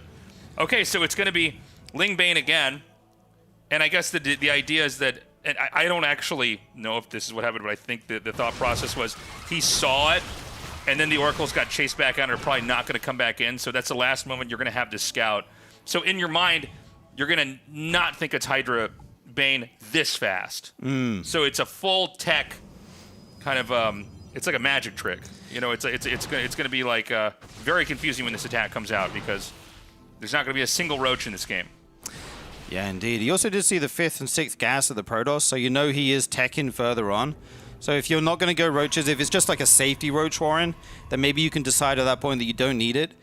We do see Trigger's going into Storm here, and he's looking to take his 4th base, so it looks like basically this game's going to be Trigger... So, right now Stalkers are out putting pressure on. Now, when you come out here and you don't see any Roaches or anything... You're going to be... Okay, so now he knows. You see Hydras, you go, oh. What kind of game is this? Now, Storm's done. Templars are being made. And I assume Solar's going to hit in the next minute or 2 here. Cannons are being thrown down because right now Trigger realizes, like, oh, I got to actually be ready. He's going to try to pop my 4th base and maybe run me over entirely this game. Yeah, I like the read from Trigger here. Of course, the other thing you can do with Hydras is go into Lurkers. But he sees that there's no gas at that forward base, and you need so much gas to go into Lurkers. So he might have seen that and said, oh, okay, you're not taking 8 gases. Maybe you're not going for the fastest lurk as possible because, you need Hive for that. You need the upgrades. Right. So that does kind of lean in. You play Ling Bane Hydra with a couple less gases than go in lurkers. And he didn't take one in the main and he didn't take one at the front. So a nice little kind of, some details here that maybe Trigger's read into. He is going to go home and set up the defense. We've got a lot of static D going down. This Bane and run by we spotted. Oh my god, the Lings are going to come up here. Could he actually take out some of these Templars? No, he does not. The Hydras are going to be here. Yes. But it's a hard angle to try to come in here and hit. So I think Solar's going to try to figure out where there's an opening.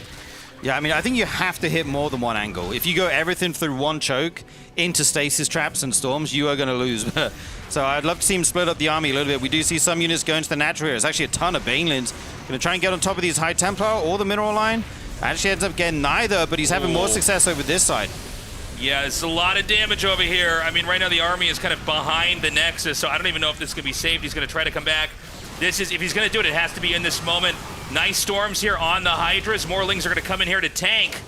The storm's not quite connecting. It is a finite resource in a moment like this. He's going to storm again. Yeah, the storm's zoning for as long as possible, but eventually they will run out. He still has a big ball of Hydras there. Not Hydras, sorry, High Templars. Not sure how many storms are remaining right now. Yeah, Looks it's like hard a to few tell. at least. Yeah, he's got a couple. He's morphing Archons here now. Now, can Trigger try to push out? And is this a good idea? Oh, he's going to get the Overseer. Yeah, we'll get that before it finishes. He's making Immortals here. He's making Archons. He's just trying to scale up. Eventually, you get so many storms, the Hydraling Bane kind of stops working once you're, near maxed out yourself. You kind of tech through it. Right. No hold position on the Zealot. Yeah, that's not good. Those are going to get right into the natural. This is going to be really tough to try to keep up with here.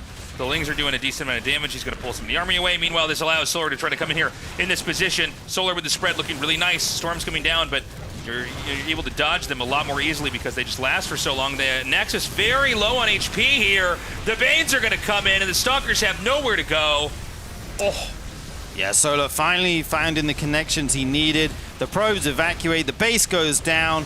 Solar looking commanding here after hitting in two places for a long time. He finally decides it's time to shove at the front, and he gets his reward there. Yeah, so, I mean, now what?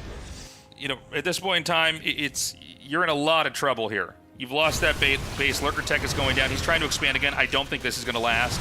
In fact, it's barely canceled in time. That was close. Yeah, it's one of those things where once you lose it the first time, it's harder to take it again and again, you know, unless you can get your army size up beforehand. But, you know, Solar's no longer committing to this as hard as he was. He is transitioning into Infestation Pit, into Lurkers. The Hive will be on the way. The Lurker upgrades eventually, but never mind that. He's still being aggressive here, trying to catch some units on the ramp, denying this fourth base from going down once again. Yeah, and coming up now, I mean, he's surrounded the Immortal up here. Both of these Immortals are going to go down. The problem is that Solar's able to strike over and over and over, and it's hard to get anything kind of set up. You know, once the pylons and the cannons are gone, you have a very exposed position that's sticking out, very easy to be attacked and surrounded. Solar's just dumping resources into Ling Hydra again here, continuing to upgrade. The ideal situation for Protoss would be they would still have the fourth base up. They would slowly have enough storm that the Ling Hydra doesn't work anymore, and then you start to have this eventual opportunity of a counter push here, because the Zerg Tech isn't really going to work. Yeah, indeed, but Solar is he's getting closer and closer to Lurkers, and I think that's kind of his win con here. If he gets a good Lurk count out, he will be able to smash this Protoss army. He's looking for the engagement, but the storms are good, zoning out this Zerg army. Solar's so good at engaging, re-engaging, dipping in and out, finding an angle where he has something to bite, you know, to kill. We'll get a few Zealots here, and sees the Nexus trying to go up again. Yeah, this is looking rough. Even spots the Warp Prism here. No element of surprise there. 7 Lurkers are coming. There are Immortals here. So there is something to fight here with this. Kind of baits the storm out there.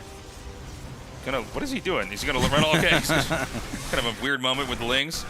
They decide to fight. Trigger's going to move down. Now, the counterattack basically failed. The question is now, can this push come in?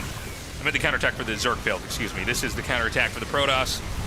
Yeah, there's a lot of Lurkers here. They don't have their upgrades yet, especially the range one is the key upgrade you need for amazing fights. And, I mean, Trigger's actually making this fight look good. I did not think it would go this well. Some Lings are coming over to help out here. And there's one Lurker at the bottom of this round. More Hydras coming over, and Archon is morphing. This fight is very close. Is Solar just taking this with the reinforcements? Yeah, you know, he just has so much here. The Hydras are going to do so much damage. He takes out the Warp Prism. He's going to take out all of the Immortals. And then I think there's no way that Trigger can survive a counterattack here. Yeah, all those Immortals going down. Does catch one Lurker there as it tries to burrow, but once range is finished, the seismic spines for these Lurkers, if they're able to burrow on one of your bases, it's going to be so difficult to engage into them. Right now, though, we don't see a big Lurker count on the field, actually 0 right now. He will have to make some of those once he has the breathing space. Yeah, this is getting kind of crazy here. Trigger hanging on by a thread. Yeah. And we're getting the completion of the tech for Solar. Like, Solar's basically going to have teched through the entire game here. Not that he has every units, but he has every tech available, but he has everything that he needs, I think, to close this game out.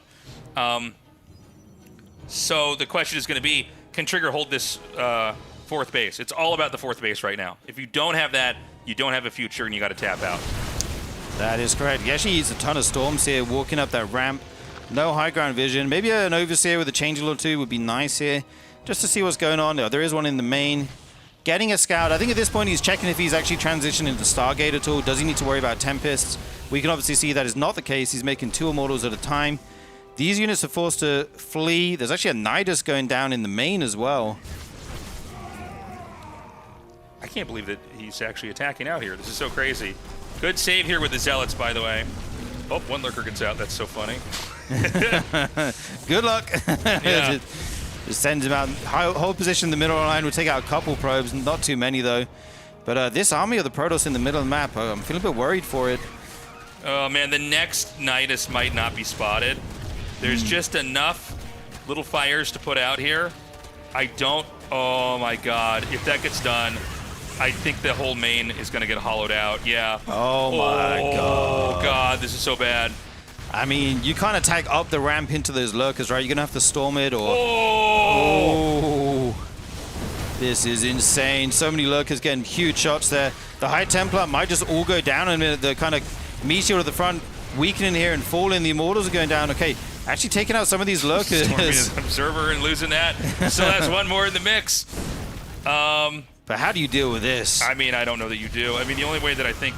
Well, I was going to say maybe Protoss would try to push all the way through and kill the Zerg. There's just too much here. I think this game's actually over. I didn't expect this to be, you know, a hollowed out main that would be the end of this game, but this seems like it's going to be enough. By the way, the third base is gone. Everything is so fragmented right now.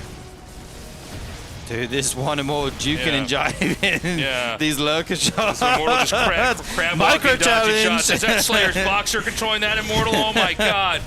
He's inside, driving it. Oh man, yeah, okay. Finally the Protoss army gets caught in the middle of the map. The Hydra zoom will close the distance. Everywhere you look, it's like Trigger's being surrounded and destroyed. Eventually we just look at his webcam and just like Lings are just attacking him in his chair. All right. Well, there you have it. A Zerg moves on. Get the backspace button, Redditor. You're going to have to delete that post you were going to make. Zerg can still win this RSL. There's still hope. We have 2 Zergs through already. In which case, we're going to have to buff Protoss again, okay? Whoa. Yeah. Whoa now. Let's not get crazy here. Yeah, no, let's get crazy. Guys, that was a great day of RSL games. This was nice. Yeah, I really enjoyed it. Like, the first PvP was awesome. Completely wild one. A good ZVP to end it out. Just great games all around. We do see that Hero and Solar will move on from the group. Trigger and Nightmare unfortunately eliminated. Hero and Solar will go on to join Classic and Rogue in the playoffs. I still can't believe Mario got knocked down in the group stage, but that is the world we live in. Yeah, crazy, man. It's so weird that Mario... You know, I'm so used to seeing him in, like, the Final 4 or Final 3, something like that. But that's going to be it for this weekend, you guys. A lot of fun to be back here at RSL Season 5. Here's our schedule. We are running Season 5 the same time as GSL, so as you can see, we have our normal schedule here, but we're going to have to bump one day to Friday, do a Friday-Saturday cast, because I'll be casting GSL on that Sunday. Obviously, GSL is also on Wednesday and Thursday, so be sure to join us for that. And, yeah. It's a ton of StarCraft, man. If you're looking for some high-level games, this is the month to watch. We are supported by Archon Studio. We're so glad they decided to sponsor us. Their product rules. Yeah. They've been sending us the different boxes of the StarCraft Tabletop Miniatures game, and they really stayed true to the artwork, the style of the game. And it is a strategy game, guys. It's not just that it's cool miniatures. You can actually play and enjoy StarCraft as a strategy game, as a tabletop miniatures game, basically. So definitely check it out. I think if you're a fan of StarCraft, this is honestly a must-have. Yeah, it looks amazing. Ziggy's been putting the pieces together today, having a lot of fun with that. So I can't wait to see it all finished and put together, and hopefully we can have a game ourselves here at the studio. Yeah, looking forward to that. Sign up for the Patreon. It's patreon.com/ReviveSC2. We are a community-funded StarCraft 2 league here in Seoul. And we want to make content that is regular, that is very well produced. that is spoiler-free on YouTube. And, we want to carry the torch on here for StarCraft 2. And so if you want to sign up and support us, we really appreciate it. If you're financially not in a position to support us, you can just join the Patreon for free, and we'll be emailing you updates. Also, guys, there's a website called YouTube. And we upload our videos there. And we're trying to get our page bigger and bigger and bigger. If you're watching on YouTube, subscribe. Only 50% apparently of the people that watch are subscribed. And that's where all of our stuff's going to be. A lot of people are actually finding out about RSL this year, so they're going back and watching season 1, 2, 3, and 4. Yeah, so if you're watching on Twitch, do subscribe. It's kind of crazy. Friend. Yeah, tell everyone. Tell 3 friends. tell people on the street. I don't know. That's right. Tell someone. Get on Facebook and tell 10 of your friends to join the RSL. No, just get the word out there. We're still pretty new, and a lot of the way people find out about StarCraft now is what's on Twitch at that moment, or what YouTube recommends to them. That's true for me with a lot of stuff now. I kind of let algorithms tell me what to see. So the algorithm rules my life, man. Whatever it says watch this. I say, okay, I watch it. Yes, yes, exactly. And so we're trying to get the algorithm to now rule other people and join us. Is that it? Did we do it? Are we done with everything? All right, guys. Thank you for joining us. We'll be back next weekend. We love you. Bye-bye.